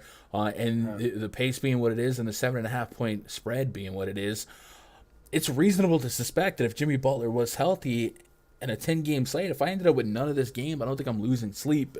I do think 8,400 Darius Garland on FanDuel, because of his assist rate being like 50% since the All-Star break, is fine. But I think this is going to be more of a gritty game than anything. And with that said, I said points in the paint being restricted by Miami. Well, it's a funnel defense. They're going to force you to score via the 3-ball, and that's maybe where we can game theory more opportunity for Kevin Love, who you thought should get some more opportunity as it was in the absence of Jared Allen, but hasn't really been the case. So ultimately, I think the most common outcome for me when it comes to this game is that I'm just not going to have a ton of it. But I would say you could justify Kevin Love in big field tournaments. You could justify Darius Garland. But I think I'm going to be really low on this game, if not all the way out. And if Jimmy Butler plays, there's enough between Lowry and Oladipo and Butler and Adebayo for me to not be all that excited. I still think Lowry's a little too cheap on FanDuel, so if I get 30+, I want that in the pool, and Adebayo can give me 40+ fantasy points. But even then, it's neither side just has massive matchups and slow pace, low total. So I think for DFS, I'm going to be pretty low here. And then for PrizePicks, Garland assists is probably something we're going to think about, and then if Butler was out, we probably shop the Heat, but in parlay style prop betting, would you agree that this is probably not going to be a priority spot? Yeah, I mean, like you said, the pace is going to be so slow, right? The Heat are second to last in pace, and the Cavs are right there behind them. And I just generally don't like playing teams against the Heat for all the reasons that you said, especially bigs, right? Like they'll allow top 5 against rebounding and points against the bigs. So, I mean, I want to get on Mobley, right? Because he's been so efficient with Allen out, but can we trust him in this matchup? They did lower some of his props due to the matchup, but yeah, they don't have his fantasy point up yet, but I mean, his PRA is only 26.5. Maybe the one I could get on would be the Garland assist. That's probably the one I would feel most comfortable with if I had to pick a Cav. And then the Heat, Yeah, I mean, if Jimmy Butler's out, then Lowry's assist would be the most logical thing to go with, but they don't even offer that to us now. Yeah. So that's a wait and see. We got to wait on that news, and maybe they'll once Jimmy is rolled out, if he's rolled out, then maybe they'll drop a Lowry assist prop, and you could get on that. But Bam's at 3.5 assists. That could be interesting if Butler is out. Yeah. But yeah, I think any which way we slice it, it's going to depend on Jimmy Butler.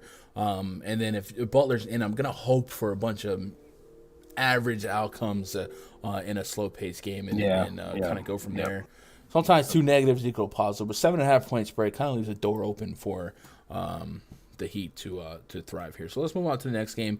Grizzlies hosting the New York Knicks. Project starting 5 for the Knicks. Alec Burks, Evan Fournier, R.J. Barrett, Julius Randle, and Mitchell Robinson taking on John Morant, Desmond Bain, Zaire Williams, Jaren Jackson Jr., and Stone Cold Steven Adams. It's going to get you one board. What? 229 total, 9.5 point spread in favor of the Memphis Grizzlies. Knicks have been on a grueling road stretch. They're coming off a 30-point victory on the Dallas Mavericks. One of those rare occasions where they get that 20-point lead and keep it. They're playing better. Yeah. They're playing better recently. What, a 3-game winning streak? Yeah, R.J. Barrett and Julius Randle looking like last year where they played all of the minutes and picked up quite the load here. So, on the season, Knicks slow-paced style of play, but yeah, like you said, on this side of the All-Star break, life without Kemba Walker, using Alec Burks, but also really using R.J. Barrett, Julius Randle, has shown a little bit of upside. So I think, therefore I am 8,600 on Julius Randle is an intriguing click just because of the minutes and the usage. Same with R.J. Barrett. I guess the heart wants what the heart wants, and these are going to be hard clicks no matter what. But I think they're justifiable. On the Memphis side, Dylan Brooks being doubtful again, or upgraded to doubtful, so we get more games without Dylan Brooks for the time being. John Morant's going to have the 25+% usage rate, but I think we start putting together some strengths and weaknesses here, right? John Morant's going to be one of those guys that drives to the rack, has one of the highest points in the paint, shots in the paint, rates out of all the guards in the league, while the Knicks are one of the better teams at defending points in the paint. I think it's one of those unstoppable force, immovable object things. Knicks allow the 3rd fewest points in the paint in the league, second to Boston, second to in Miami. And Mitchell Robinson, here's a guy that's averaging 1.6 blocks per game. So there's your brick wall, there's your truck. Which one side wins? There's a world where Mitchell Robinson gets in foul trouble. There's a world where John Morant still thrives because he has been thriving in the face of adversity all year long.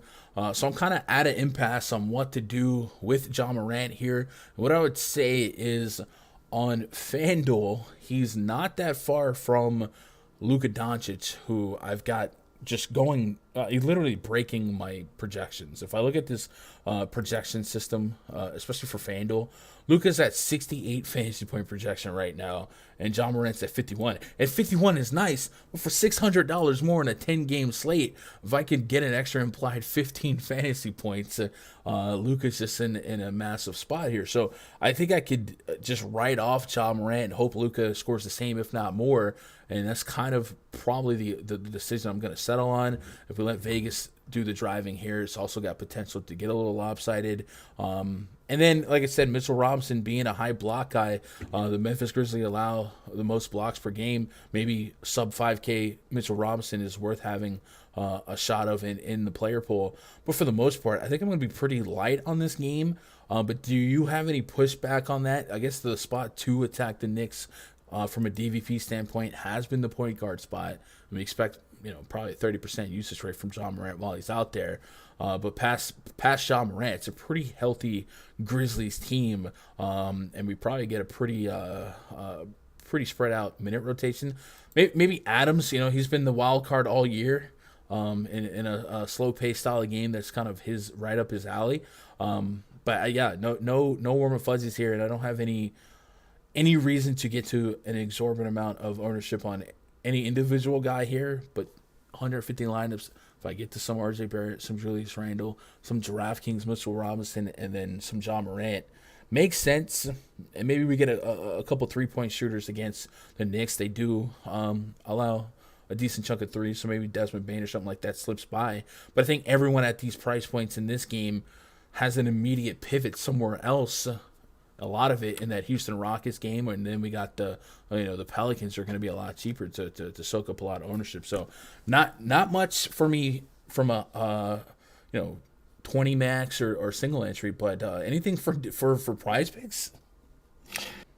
Yeah, it's lukewarm for me. But if I was gonna target anything on the Memphis side, it would be, as you mentioned, Desmond Bain. It's 2.5 3-point prop, just because the Knicks do tend to give up a lot of threes. They take a lot of threes themselves as well, but they do give up a lot of 3-point attempts and a high 3-point percentage. And then, I mean, you could pair it with Steven Adams, he's still sitting at 3.5 assists. He's kind of guy who's going to pass it out, especially against the bigs in the paint against the Knicks. So that'd probably be two. Looking at, I think I'm with you on the Morant call. I'd rather load up on Luka instead in this large 10-game slate. So yeah. And then Knicks side, RJ Barrett is still at 3.5 assists. I mean, he's been getting over that. Right around it, but still over it lately with his new role with the thin backcourt of the Knicks. So you could get on that again. And then I want to wait for Mitch's fantasy score to come out, because, like you said, this is a prime spot for him to rack up the blocks and steals. So I want to see what it's at. If it's at 26, I could definitely get on that as a mid-tier fringe prop. RJ Barrett, a 21% assist rate since the All-Star break. Second to Julius Randle, but still into the 20s. And that adds up if you play 37, 38 minutes in a game. Mm-hmm. So, yeah, I don't mind looking that way. And both him and Randle have been well over a fantasy point per minute. So all that makes a lot of sense in a game that normally I wouldn't target a couple weeks ago. But I think the Knicks have bought some respect from me, as weird as that sounds. But like I said, they just seem like the king of 20-point leads. And then they slowly give back that lead. And they just found a way not to do it against the Mavericks last game. So good on them. Super logical says RJ Barrett 3.5 assists. Yeah, we can get behind that. Tall, what up, Tall? What up, Adam? Said I got that number 34 like for you, bro. What is happening, man? I guess we're at 53 now. Hopefully we can clear 100 likes for a 3-hour stream. I do think, we kind of discussed this in chat. You got, this is a community thing, so I'm, curtains, whatever. It does feel like maybe we're trying to appeal to two audience at the same time, and they don't want to come together, right? The DFS side, the PrizePicks side. So maybe we'll try and have two distinct shows more often. But man, they gave us a 12-game slate, a 10-game slate, and then me and Josh being on both of them. It just seemed like the natural move is just to flip everything over and go from there. So hopefully, those of you guys that are here can appreciate being able to look at the prop side and the DFS side, and hopefully we're doing it good enough to keep you guys. And you guys have been real ones to hang out for these marathon streams, because I know it's very boring to listen to this for 2.5, 3 hours, but it is what we love to do. And baseball, mm-hmm. Oh my God, when baseball gets around, you're gonna be listening to me spew out percentages and stuff like that for an hour. bunch of nerds. Okay. So hey, I guess we should talk about PrizePicks for those of you that are here for the DFS side of things. If you haven't jumped on PrizePicks and you want to find a cool way to support the stream without opening up your wallet to me directly, you can open up your wallet to PrizePicks. Hopefully that you can get some dividends on your investment and really benefit from some of these breakdowns that we're doing from prop shopping every day right here on the channel. If you sign up for PrizePicks using code GUNDECKER, they're going to double your first deposit up to $100, and then kind of like a creator code in gaming, man. Everyone that kind of goes to them using my code, they're like, oh, cool. Now we got to break off a piece for Gun once a month, and it's a pretty cool system. I'm actually waiting for a box for them from them, and we might record an unboxing of that. I think they're sending a big old swag box. So shout out to PrizePicks. They have been really crushing it as a business.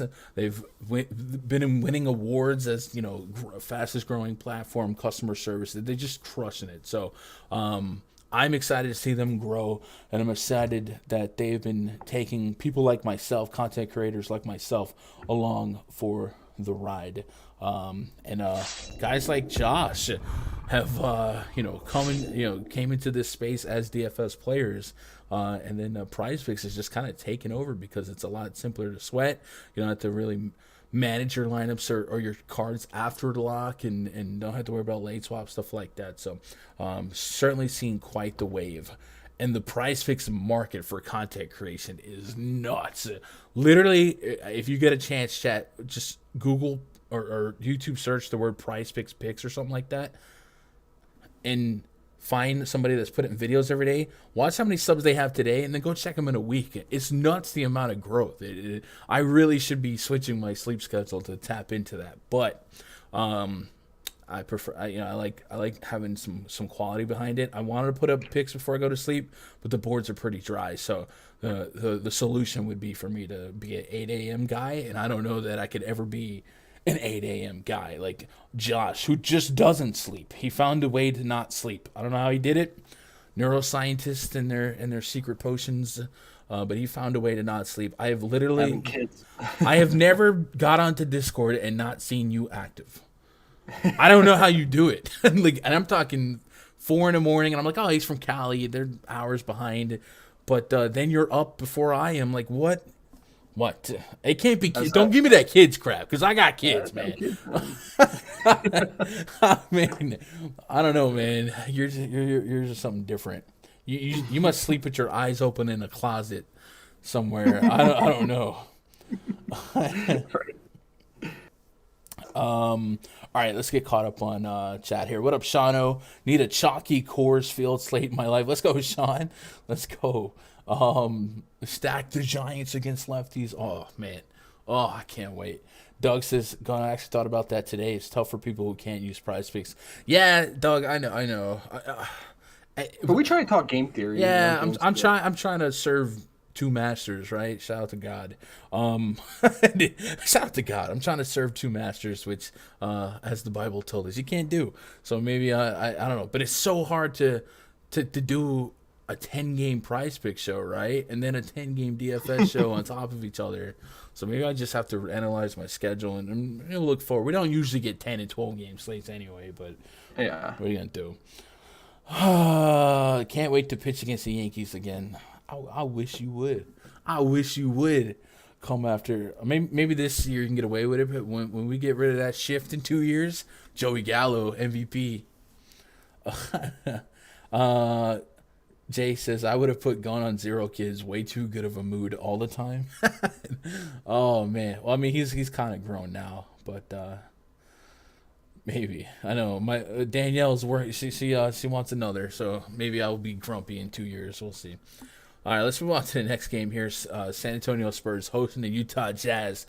Project starting five for the Utah Jazz: Mike Conley, Donovan Mitchell, Daniel House, Royce O'Neal, Rudy Gobert taking on DeJounte Murray, Devin Vassell, Dougie McBuckets, Keldon Johnson, and Jakob Poeltl. Am I not Poeltl enough for the Poeltl Club? 228.5 total, 6 point spread in favor of the visiting Utah Jazz. Bojan Bogdanovic out. And then the Spurs, as always, in a total, pushing 230 points. McDermott questionable, Bates Diop out, Josh Primo, and Romeo, wherefore art thou? Romeo Langford out. That was dumb. That was way too long for an insignificant piece of the puzzle. Big total here. So I discussed it this morning, but on the season, the Utah Jazz have like a 3-point net rate, or 3 net rating on the road, but like a 9 at home. I'll aesthetically display all of this on StatMuse here, and there's gonna be games where Gobert's in, Gobert's out, whatever. But I'm gonna research this, and then you guys paint the picture. So we're gonna go Utah Jazz, Bing Bong net rating. Cameron super chatted $4.99. Freddie Freeman just didn't sign with the Yankees. Also, Time out. 6.66k subs? Is this sponsored by a Dark Lord? Bro, we've been stuck on 666 for literally 3 days now. Like, the channel's not growing at all. It's a curse. It's definitely a curse. Definitely a curse. Martin Perez back to the Rangers. Was there a Freddie Freeman signing? Okay, no. All right. I just thought.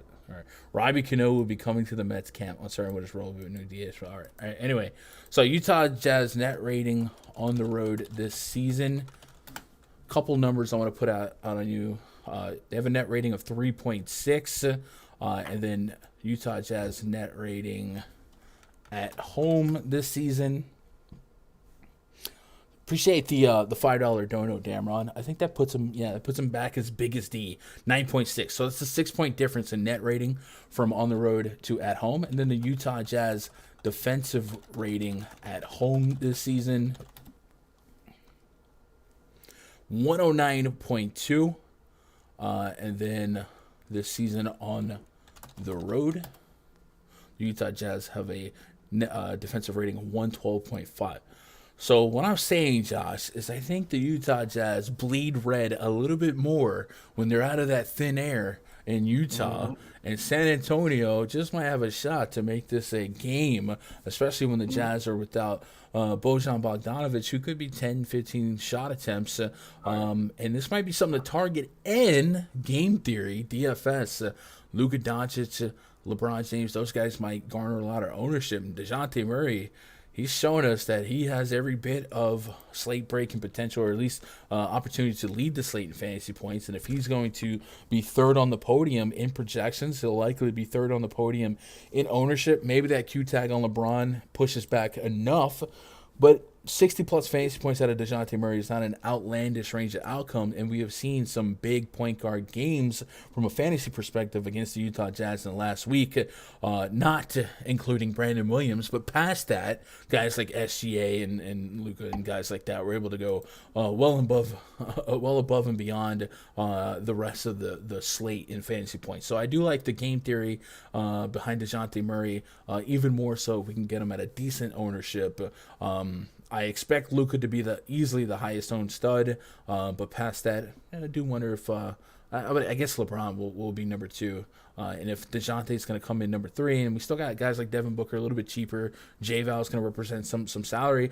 It just seems like DeJounte Murray never picks up a ton of ownership anyway, and this might be a spot where the Utah Jazz seasonal metrics, slow pace, good defense, just kind of precedes them, and maybe it's not as tough of a task, at least in the elements of Utah on the road, as it might seem like. And we can take out a couple of guards from the rotation. DeJounte's minutes should be safe. I got him leading the team in minutes projected 35.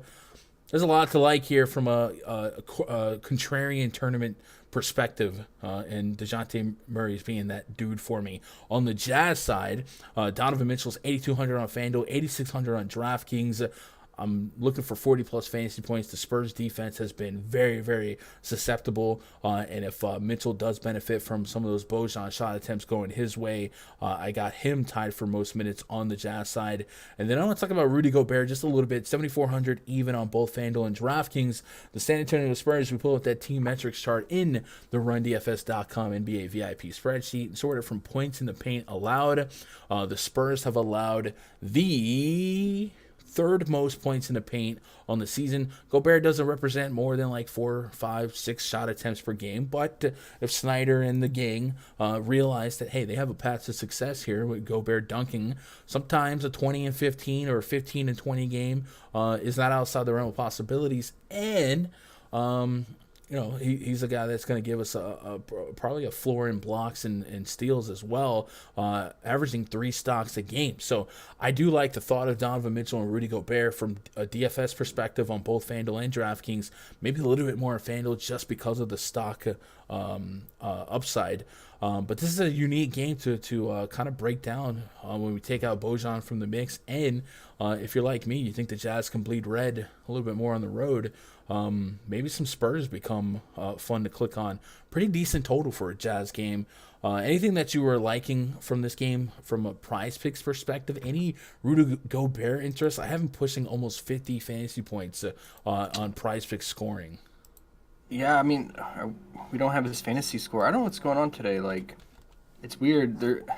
There's not many fantasy score props posted, so they're really holding out late. They're usually majority of them are usually posted by now. They have them at 30.5 PRA, so I assume it's going to be around 37, 38 fantasy. So that's in play. That's definitely in play if it's around, I would say 38. Bro, they put him at 14 real points. He almost never does that, but it lets you know they're sharp. They know the matchup. They smartened up to the spot here for the Spurs. The matchup, and then Bojan being out, that's a lot of usage to go around. Yeah.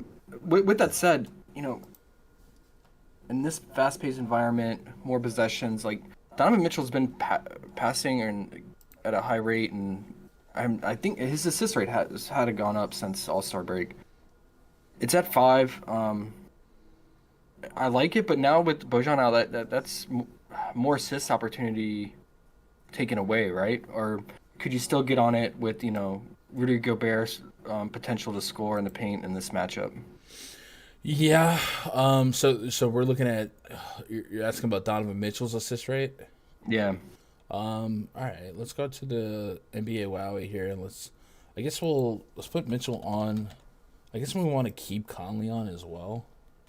And by the way, I'm just assuming Daniel House is the immediate benefactor, at least starting wise, and don't know if he's going to get Bojan minutes 1-to-1. They still got Rudy Gay on a narrative Friday. Narrative Friday. Taking off Bojan here as well. Go a little bit slower for me, man. I need to invest in a new rig. Maybe when Danny opens this new pack, he'll get a LaMelo Ball rookie autograph or something like that. There you go. And so Mitchell, Mike Conley, Bojan off of the court. And this is since the All-Star break, so probably not no sample size. So let's go ahead and go to the beginning of this season. That's going to be October 17th. There's not a whole lot of missed time for Bojan Bogdanovic. Right. Yeah. October 19th, I think. So we'll put that in there. Let's see what the minutes spit out for this split. Both these teams are on a back-to-back, by the way, or front end of a back-to-back. Okay. I assume Conley, he's going to sit one of them, and I assume it's going to be tomorrow because it's against the Kings. Conley, 21.4% assist rate. Oh, it's only 18 minutes. Yeah, there's no sample size of no Bojan. Yeah. So, not much that we can do here. I guess I'll just take Conley off the court and just kind of look at Mitchell and Bojan as the contrasting names in this query. But, there's really not going to be a sample size worth referencing, I'll say. And we'll just kind of have to game theory that you should benefit from the matchup in terms of points in the paint allowed by the Spurs. So, maybe some Gobert. 23% assist rate overall for Mitchell. And he's going to play some opposite of Conley. So if we just infer a 20% assist rate, 35 minutes, what's the line that we have to beat? 5? Sure. Yeah, he's cleared that in most of these games. The Pelicans game, he was on the wrong side of a blowout, ironically. So, I can get behind that. Yeah. Conley didn't play in the OKC game. That was the only one he didn't play in those last 5. Okay, and that was one of the back-to-backs that they specifically rested him for. We got a bunch of Saturday news popping out. All right, cool. And then Spurs side, right? Yeah. Also, Donovan Mitchell real points. What do you think about that? 26.5. Maybe that's I don't know, a little too high, but one of these recent games was a Bojan explosion game where I think he dropped 30 real points. Yeah, that could definitely be in play. 27, 21. I mean, 20 points are coming off the table here. I mean, unless you're giving him 1-to-1 to Daniel House, which I'm not. I think Donovan Mitchell being the ball handler and just a high usage scorer, maybe they're not compensating because his season average is 25.5 points per game, and they're giving us 1 point above his season average, taking away perhaps 20 Bojan points and dampening the matchup with the Spurs' defensive efficiency. Yeah, maybe 26.5 is something we can attack. Yeah, I would say those two, either the points or the assist. And then for the Spurs side, they have DeJounte down to 8.5 assists. That's the lowest I've seen. The disrespect. I mean, I know the Jazz, but I mean, Jazz defense, especially against point guards, have been struggling as of late. Yeah. And they're we're not in Utah, like you said. Mm-hmm. I mean, yeah, I mean, he's been all the way up to 10.5 and usually sits at 9.5. I mean, 8.5 seems low. I mean, ideally you'd want to get on his fantasy score because of his steal potential, and the Jazz are actually giving up the 5th most steals to point guards over the last 30 games. So Yeah. we don't have a fantasy again, so that's a wait and see. But I would say fantasy for DeJounte I could get with, and then I'm liking this 8.5 assists. It just seems too low for him. Yeah. By the way, looking past the complete nightmare that was the Brandon Williams game at point guard against the Utah Jazz, where the Jazz stomped them. If we look back at those previous 4 road games, Luka Doncic dropped 76 fantasy points on DK in 38 minutes. SGH 63 fantasy points, 39 minutes. McCollum 39 fantasy points in 30 minutes. KPJ 43 fantasy points in 40 minutes. And I want to say that other game that was the Phoenix game, I imagine they gave up a ton of to either Cameron Payne. I think it was the Cameron Payne spike game. But don't quote me on that one. So it's been a fruitful matchup. And I know it's like, oh, that's Luka, that's SGA, it's McCollum. Well, DeJounte Murray's been massive usage guy all year. So it's not that unrealistic to continue to expect high usage guy like DeJounte to have a big game here. So it has been a very fruitful matchup, especially on the road. So I can get behind DeJounte, and you mentioned the steals allowed to opposing point guards. That's definitely something that's part of DeJounte's game, averaging over 2 steals per game as is. So I might hold out and be patient for the fantasy points. Mm-hmm. They've been pretty, I'm going to say accurate, but they haven't been that far from my fantasy points like they were earlier in the season. So if he came out at like 47, 48, that's probably not something I'm going to feel super juiced on. But what about his PRA? I mean, its PRA is pretty low for him at 38.5. So PRA can usually kind of be a tell on what they might give us for fantasy. Yeah.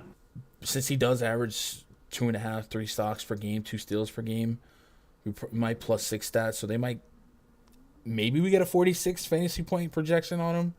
Maybe. Yeah, I was thinking 47, but yeah, 46. That would be, yeah, I would jump on that. Okay. All right. Where are we at? All right, so we made another hour. So chat, we got one more of these plastic cards to open. I think I'm excited that we did. I know it's the O'Malley, but I'm excited we did get the autograph. So Danny, if you're out there, you want to queue back up. Maybe we'll get another autograph because in these boxes we're supposed to get, or not supposed to, but it does have a high rate of rookies, prisms, random inserts, and autographs are not uncommon. So I'm looking for more autographs and numbered cards. And it looked like we got 2 rookie Tyrese Halliburton cards that I'm excited to kind of inspect a little bit more. So let me open up our group DM a little bit, or again. Let's see if Danny will queue back up, and then we will get this last pack open. And I kind of like this. This is a good way to break up these long streams again, and I don't know, have a little bit of fun. Josh, manifest like a crazy card. Remember, these are based on last season. Like one that's gonna be rare. Hopefully. Ideal. Hopefully.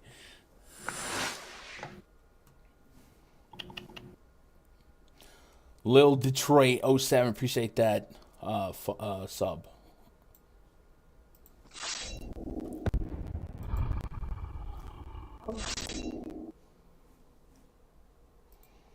There she goes. I have returned. All right. We got one more plastic case, right? That's the. Yeah. All right. I'm So gonna set these ones aside. just a reminder, chat, for those of you guys that weren't here earlier, this stream in really a month or so of this stream. It's been brought to you by Stevie'sCardCave.com. They sent me and Danny a box. Babe, can you mute one of your inputs? They sent us a box that's originally priced at $90. It's on sale right now for $60. This is that boom box, and it comes with a lot of really cool stuff. We're looking for rookies from the season, and I believe it's from last season. A bunch of graded cards, number cards. We did get a Theo Maledon autograph an hour ago, and then this is another plastic set that we're going to bust open here. But again, thank you to Stevie'sCardCave.com for sponsoring the show. If you guys are looking to get back into it, the card collecting hobby, man, definitely go check them out. Show love to those that show us love. All right, Mia Moore, bust open the thing. You should mute. All right, you're good. I did. All right, you're good. You're good then. Let's what? I keep hearing a noise though, and it's not me. It's probably Josh. You're good. Oh, okay. What's going on? Nah, you're fine. Yeah, okay. Let's go James Wiseman rookie card. James Wiseman rookie card. He's manifesting. I'll do my best. All right. I'll do my best. We got this one. Landry Shamet Oh my again. God, I think this is I think we got that hard. one in the other one too. All right, Landry Shamet. Really? Yeah. Well, Malcolm Brogdon. Okay, I'll take it. this is a rookie. A rookie, Isaac Okoro, Cleveland Cavaliers. All right. Another. Hey, someone asked if he should play him or Wade. There you go. Play Okoro. Look at the draw. I was just gonna say that. Cole Anthony. I think that's a rookie. It is. It's a Yeah, rookie. let's Yeah. go. I Solid. like Cole Anthony. So these are all the guys we should play today? Yeah, clearly. Yes, clearly. 100%. I just froze. You just froze. There we go. Yeah, I did too. KCP. Okay. Yep, we're playing him The today. Lakers too, version. Yeah, okay, buddy. It's a sign. It is. You should play all of these people. Dorian Finney-Smith, we are not playing him today. He is Sounds out. like no, not that one. This card's pretty. Donovan Mitchell, Utah Jazz. There you go. There's a sign that we should load up on him and go Bear against the Spurs. Let's go. This one's pretty. I like that one. All right. I'm so happy you're reading these names because I would butcher them. Sekou Doumbouya. Where did he go? How did you say that? Oh, I like this one a lot. All right, what do we got? It's James Harden. Harden, Nets. Pretty. All right. Former Nets I great. like that one. Yeah, I like that. That one's really pretty.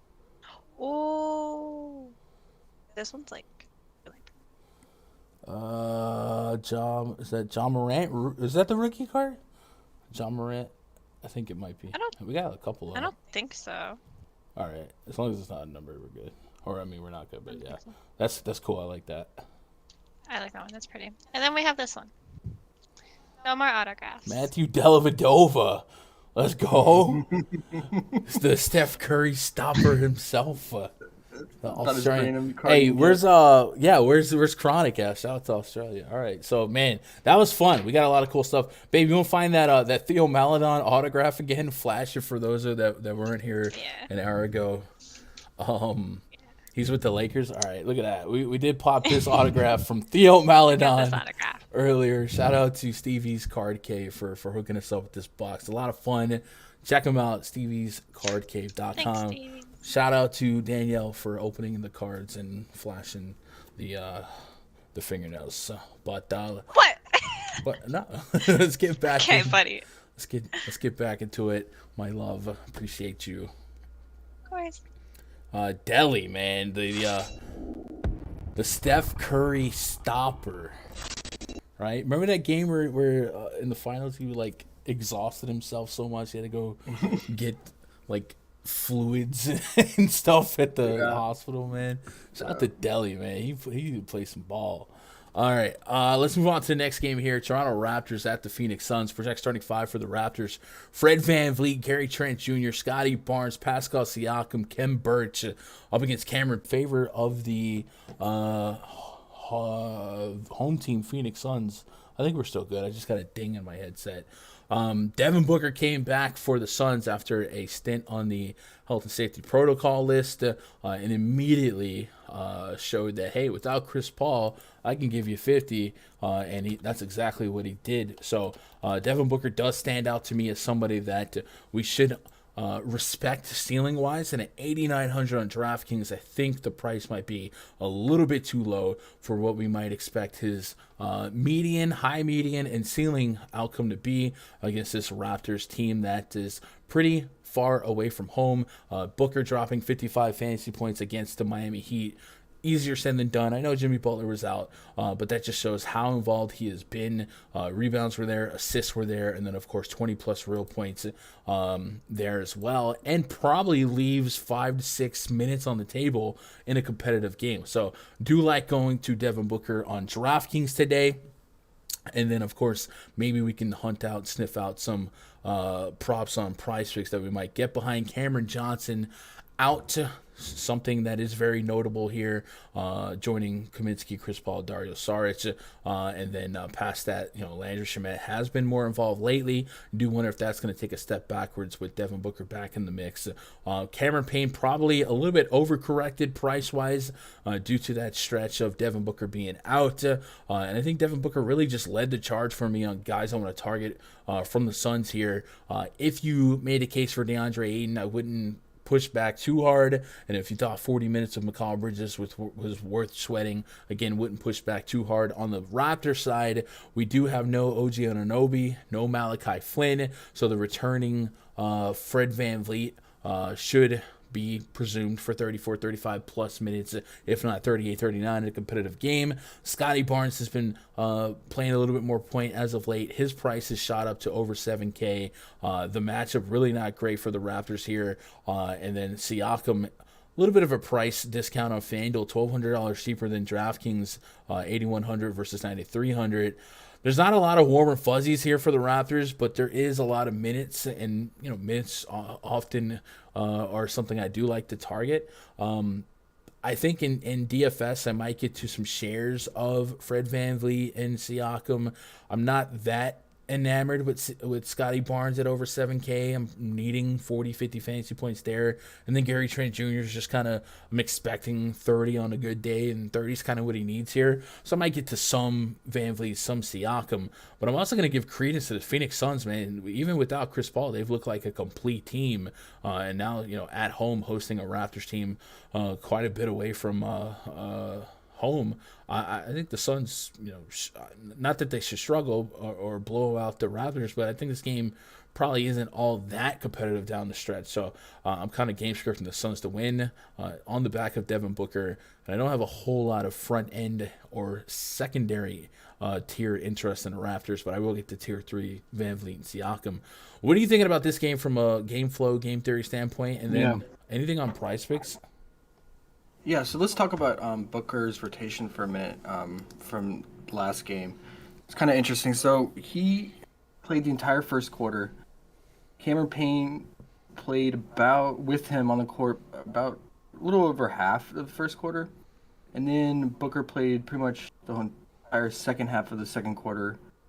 And then Cameron Payne had a little bit of minutes without Booker on the court. And then Booker closed the second quarter, but then Payne left. And then there was some of the third quarter where Booker did not play alongside Cameron Payne. So I guess what I'm getting at, there's about 10 plus minutes of Devin Booker on the court without Cameron Payne. So leading the role as the point guard, solely as the point guard.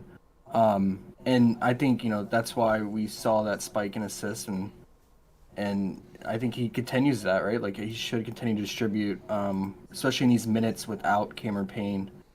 And, he's playing a large chunk of minutes in the first half, so once they post the first half fantasy points, you could take a look at that. But I think I'm most interested in his assists at 5.5. If this rotation continues and he's gonna get these 10 plus minutes without Cameron Payne on the court. And then what's up with the Raptors pass? Are they just not passing anymore? I feel like for the last 2 weeks, their assists are just way down. And we're looking at VanVleet at 5.5 assists and Siakam at 3.5. That's the lowest I've seen them at. And Yeah. I mean, no one on the team is passing. I mean, all their points are coming off a dribble drive or shooting out from the outside by Gary Trent. I just don't know what's going on. I haven't watched their games recently, so especially the one with Van Vliet back, but he only had like 2 assists in that first game back, right? Yeah, on the season, Toronto has the lowest assist rate out of any team in the league. Right below the Knicks, the Thunder, the Rockets, teams like that. So, yeah, kind of hard to. And what that does, other than we like to get into these 37-minute projections, but Right. it's not as positively correlated as teams with high assist rates, where you can have 2 guys that are feeding each other. So assist rate's definitely been the worst in the league on the season, and of course they've been doubling down with the slow pace. So that's a good call out, and that makes me skittish on targeting any of the assist props for the Raptors. Van Vliet, for what it is worth, averaging almost 7 assists per game. Maybe if his line got a little too low with no Anunoby, no Malachi Flynn, maybe you can get to that. But it looks like they've been experimenting with Scotty Barnes bringing the ball up court, with Pascal Siakam facilitating. So and it's not going all that well. So I'm probably not really there on much here from a PrizePicks standpoint. I get it. I mean, Van Vliet can have those spike assist games, though. We've seen it. I mean, where he can go for like 9 to 11. It just depends on the game flow. I mean, this should be a competitive game, right? I mean, like, we've seen this Suns team. I mean, they're still winning. Yeah, and that's what I'm saying. Like, sometimes the teams are just good, and Chris Paul, his absence, you feel like it should be impacting this team more than it is. And even without Chris Paul and Devin Booker, we've seen like Cameron Payne and the crew just kind of pick up the slack here. So it should be competitive, but I kind of wouldn't be surprised if the Suns put away the Raptors, because Raptors have been very Jekyll and Hyde down the stretch the last couple of weeks. So I don't know. 5-point spread tells us it should be a little closer, but I would be stunned if the Suns have a 10-plus point victory ahead of them tonight. Yeah. Raptors games have not been fruitful for fantasy over the last, I would say, since All-Star break, right? Yeah. Josh, the hacked, the Bay Area Giants fan here. Mm-hmm. You guys lost Kevin Gossman, right? Yeah. You replaced him with Carlos Rodon, lefty from Chicago. All right. Had a loose case for the Cy Young candidacy, but I think his innings pitch kept him away. So you take him out of that big bopper American League, you put him in the Marine layer in San Francisco, and they just turn guys like Gossman into aces, man. Carlos Rodon, he could be something special there. So he's got a 2-year deal, no opt out, $44 million. All right. Yeah, I can get down with that. I like it. I didn't think the Yankees were that in on him, but I was hoping the Yankees would add one more, just an insurance policy. But I'm just a greedy Yankee fan. Yeah, I mean, I think Gosman was overplaying, overachieving. I feel like, and it was a good move to get rid of him. And I would much rather have gone with this. So yeah. All right. So from a slate standpoint, that Suns game is at 9 p.m. and then the next game is an hour and a half later. So it's all by its lonesome, and that could be annoying if that Q tag for LeBron James isn't defined definitively from the Department of Redundancy department an hour or two into the slate. But it has a 229 total, it's a 4-point spread. On the season, LeBron's probably played more with the Q tag than not. So I'm going to assume that he's in. This is a narrative Friday. The Lakers coming off that yet another, stop me if you heard this one before, yet another frustrating loss, going to overtime with the Houston Rockets. And then this is it's the first game back in LA for Russell Westbrook after the media kind of picked up on how the fans have been targeting him vocally, and then even his family. So we'll see if the crowd reacts Philadelphia-esque to that story. Nonetheless, they are 4-point favorites, hosting Kyle Kuzma, Kristaps Porzingis, and the Washington Wizards. And KCP revenge, right? We pulled the card. It's a sign. This is one of those games that this morning when I was going through it, I felt like, I want more Luka than LeBron. AK Russell Westbrook really hasn't been all that much of a factor this season. If I end up with no exposure to this game, I know historically late night hammers are fun for fantasy. I don't think I lose sleep here. And then not only do we have to wrestle with whether or not LeBron James plays, which I think he will if I had to lock right now, but we also have to deal with, is Porzingis at the 5 or one of those Wizards lineup going to be enough to require Dwight Howard at the 5? Because the Lakers have been kind of flipping coins on that lineup, whether or not LeBron or Dwight is at the 5. So there's a lot of uncertainty, and a lot of that probably is not cleared up by main slate lock, and maybe even an hour into the slate we won't know, if not longer. And this game being on an island that's an hour and a half from touching the other game, it's going to be a nightmare for DFS. For Prize Picks, was there anything standing out to you, if they even posted much? On the Lakers side? Any side. No, they have props up. Okay. Anything that you like? I meant like not. KCP is still at 13.5 points. That just seems too low with how much he's been shooting, and I don't know. I mean, this with the Lakers, how many threes they give up and their perimeter defense. But I do want to. They don't have his fantasy score posted. I do want to see his fantasy score because, Westbrook's propensity to turn it over, and KCP, he can get those stocks, and especially if he's playing motivated. KCP and Kuzma did come out and say that there's no bad blood with the Lakers, but it's their first game back in LA, so they could play extra motivated, and it's a good matchup for him. I mean, I like Kuzma's 20.5 points. I assume his fantasy score will probably be around 40 to 42.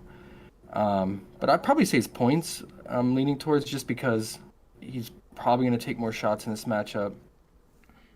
And it is Anthony Davis's birthday today, so maybe they'll let Kuzma come to the birthday party tonight at the club with his sweater on. Yeah. Right? He shows up with his sweater. Pink sweater.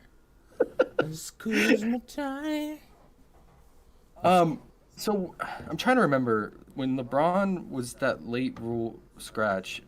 He was questionable during the day, but then the next game he played. Yeah. I mean, but was he questionable all day, or was it like I think he's literally been questionable every game this season. Like I'm just trying to think of the timeline of things. I think one was he had a little bit of Popovichness. That'll get you. This one is an NBA TV game. It's on an island. It's not like mainstream like ABC, TNT, nothing like that. But yeah, I don't know. The sense of urgency for them to win is high, but at this point, they're just gonna be in the play-in tournament, and they're not gonna do much else in terms of making the playoffs unless they go on a ridiculous run, which I've all but lost hope for that to happen. So I'm just gonna assume he's in because he's played through Q tags more than he hasn't. Yeah. No, I like Westbrook's 17.5 point prop, even pairing it with LeBron's fantasy score, whatever it is when it comes out and if he plays. But those are probably two I would probably go for on the Lakers side. Fantasy points for LeBron and real points for Westbrook if he keeps up and stays aggressive against one of his old teams. What do you think? Don't get me in this Westbrook co-signing debacle, man. I don't know. I do want to target some LeBron stuff. I think the 6 assists could be light. I think just generally speaking, his fantasy points could be attackable if it comes out under 50. He was second in my early projections to Luka Doncic, so just projection wise, I would probably get behind something like that. And then what about his free throws made? So the Wizards are giving up the 5th most free throw attempts, and it's in LA. It's gonna get the calls. 4.5 free throws at home. Yeah, I can get to that for sure. And yeah, I like that. Did we get the Jokic call yesterday? It pushed. It was at 5, and he got 5. He missed the free throw that would have put him over. All right, I'll take LeBron free throws. right? With Mr. 70% from the line. Yeah, I guess it depends on the fantasy score. I mean, they have him at 46.5 PRA, so it's probably going to be around, what, 52, 51? Yeah. Probably 52. Yeah, I'd probably take a shot at that. The free throws, and if the fantasy score was low enough, yeah. Yeah. So, shout out to Neville, man. Not shout out, it's a weird shout out, but he mentioned about Miguel Andahar. I just went to Twitter. Miguel Andahar was robbed by 3 gunmen in the Dominican Republic last night. But sources say that he's fine and he's going to arrive in Tampa tomorrow. I'll come now. It's like, but it seems like every year there's some like crazy story coming out of the DR. You know, guys like die in car wrecks and David Ortiz getting shot and stuff like that. It's like, man, you make that money. Just go ahead and stick around, bro. Yeah, so that is our 10-game slate, chat. So I guess if you guys had any lasting questions, comments, concerns, we'll spend the next couple of minutes addressing those. A bit of a content note. So I did the DFS coach stream earlier today. We did this stream. I'm going to be on the Osmo Live Before Lock today with Eric for that hour before lock. So if you want to hang out with me a little bit more, be sure to check on over to the Osmo. Matter of fact, you should definitely check out the deeper dive. But after that, we're gonna wind down lock with Eric. And since there's only one game at main slate lock, I'm sure that 30 minutes between lock and the second set of games is going to be pretty hectic. But it's always a lot of fun with Eric, and it usually gets pretty out of control. So long day on the YouTubes for old Gunny, but it's a lot of fun, man. Then we'll be back tomorrow with Coach on the breakdown. Did you get in too much trouble last Saturday for doing a stream? No. I arranged that. Got it worked out. You sly dog, you. All right. Tomorrow's slate looks pretty good. I mean, the Pacers Spurs. I wish that was today. That's gonna be a great matchup.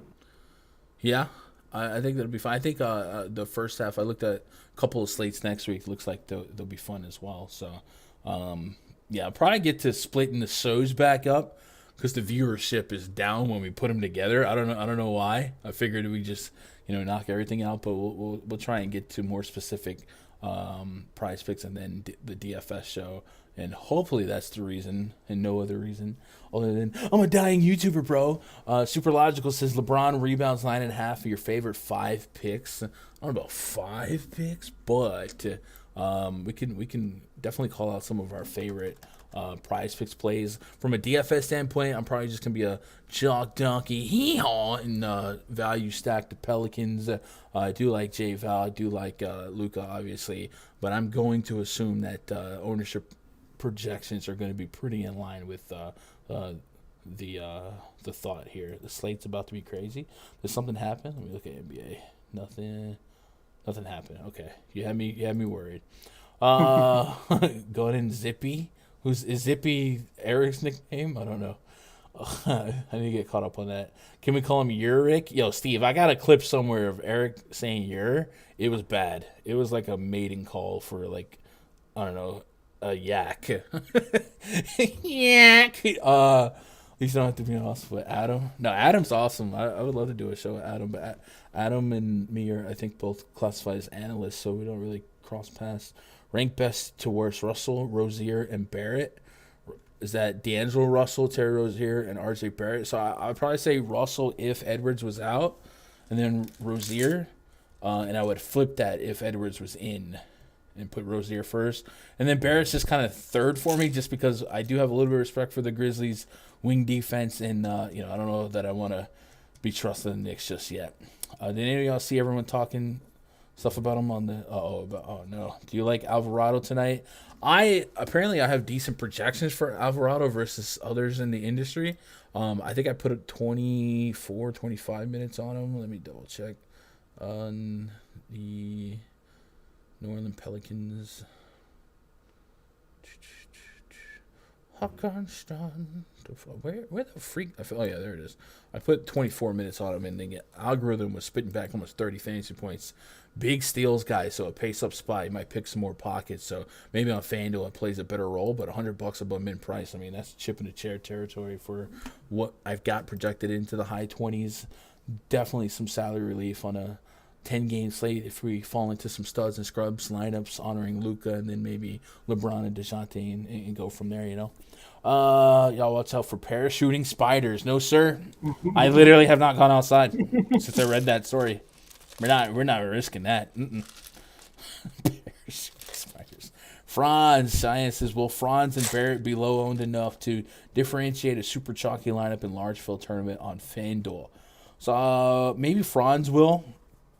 I don't have a pulse on RJ Barrett projected ownership, but I would also imagine that the Knicks don't generate a ton of high ownership. I think just thinking out loud, I think Luka's going to get sold out for ownership wise. Probably going to be a top 3, top 4 owned guy on this slate. I think without Christian Wood and Jason Tate both listed as unlikely to play, you're probably going to get a lot of next man up interest in Kenyon Martin, in Alperen Şengün. Kevin Porter Jr. is probably going to pick up a lot of wing ownership for a lot bit cheaper than RJ Barrett because he's small forward eligible. And then like I said, we got those Pelicans as well. So I don't think they'll be high enough owned. So if you're worried about their ownership and using them as lower owned bits of leverage against a field that doesn't have them like you will, then I think you could get away with that. Not sure how much of either I'm going to have, but just, everyone's game theory is their own game theory, right? Them spiders coming in hot on the East Coast. Can't do it. Hey, chat, right after this, for about an hour, I'm going to be in the RunDFS.com VIP Discord, getting my lineups ready, trying to get everything to a perfect spot so I can do the before lock show for Osmo and not have to sweat too much because, man, that is a stressful situation to try and manage lineups. So if you guys want to be part of that, go to RunDFS.com, click VIP memberships, get in there, jump in that Discord, click VIP portal afterwards. This will be a link to the Discord, to the spreadsheet. We'll have projections swept constantly. We'll have my player pool, the player prop detector that Josh maintains. It'll be a lot of fun. So go check that out and then jump in that voice chat with me for a little bit and the boys as we grind out the news and stuff like that. I will be back tomorrow on this channel with the coach talking some DFS plays. Maybe we'll have another show or two. But I don't want to put Josh on the spot. So if nothing else, you'll probably see Josh on Monday for the Three Amigos show with Rich Homie Quinn. Any hot take to set him off, Josh? Do you want to go over 5 favorites right now? All right, 5 favorites. What do you got?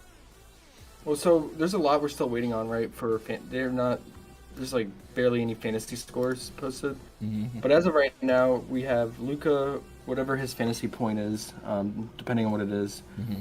Devontae Graham, 15.5 points. Yeah. And then LeBron James, depending on his fantasy points or his 4.5 free throws. And then either Spencer Dinwiddie's real points or Jalen Green's real points. I like the Spencer Dinwiddie call. No Jalen Brunson at Houston. Yep. I can get behind that.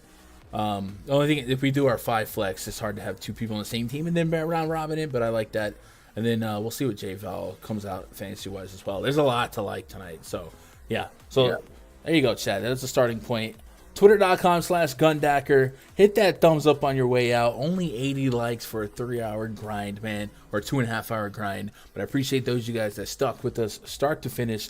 I love you guys. Appreciate you making part of my day. Be part of your day. Tell somebody else you love them because I love you. Good luck. God bless. And go in all of the money.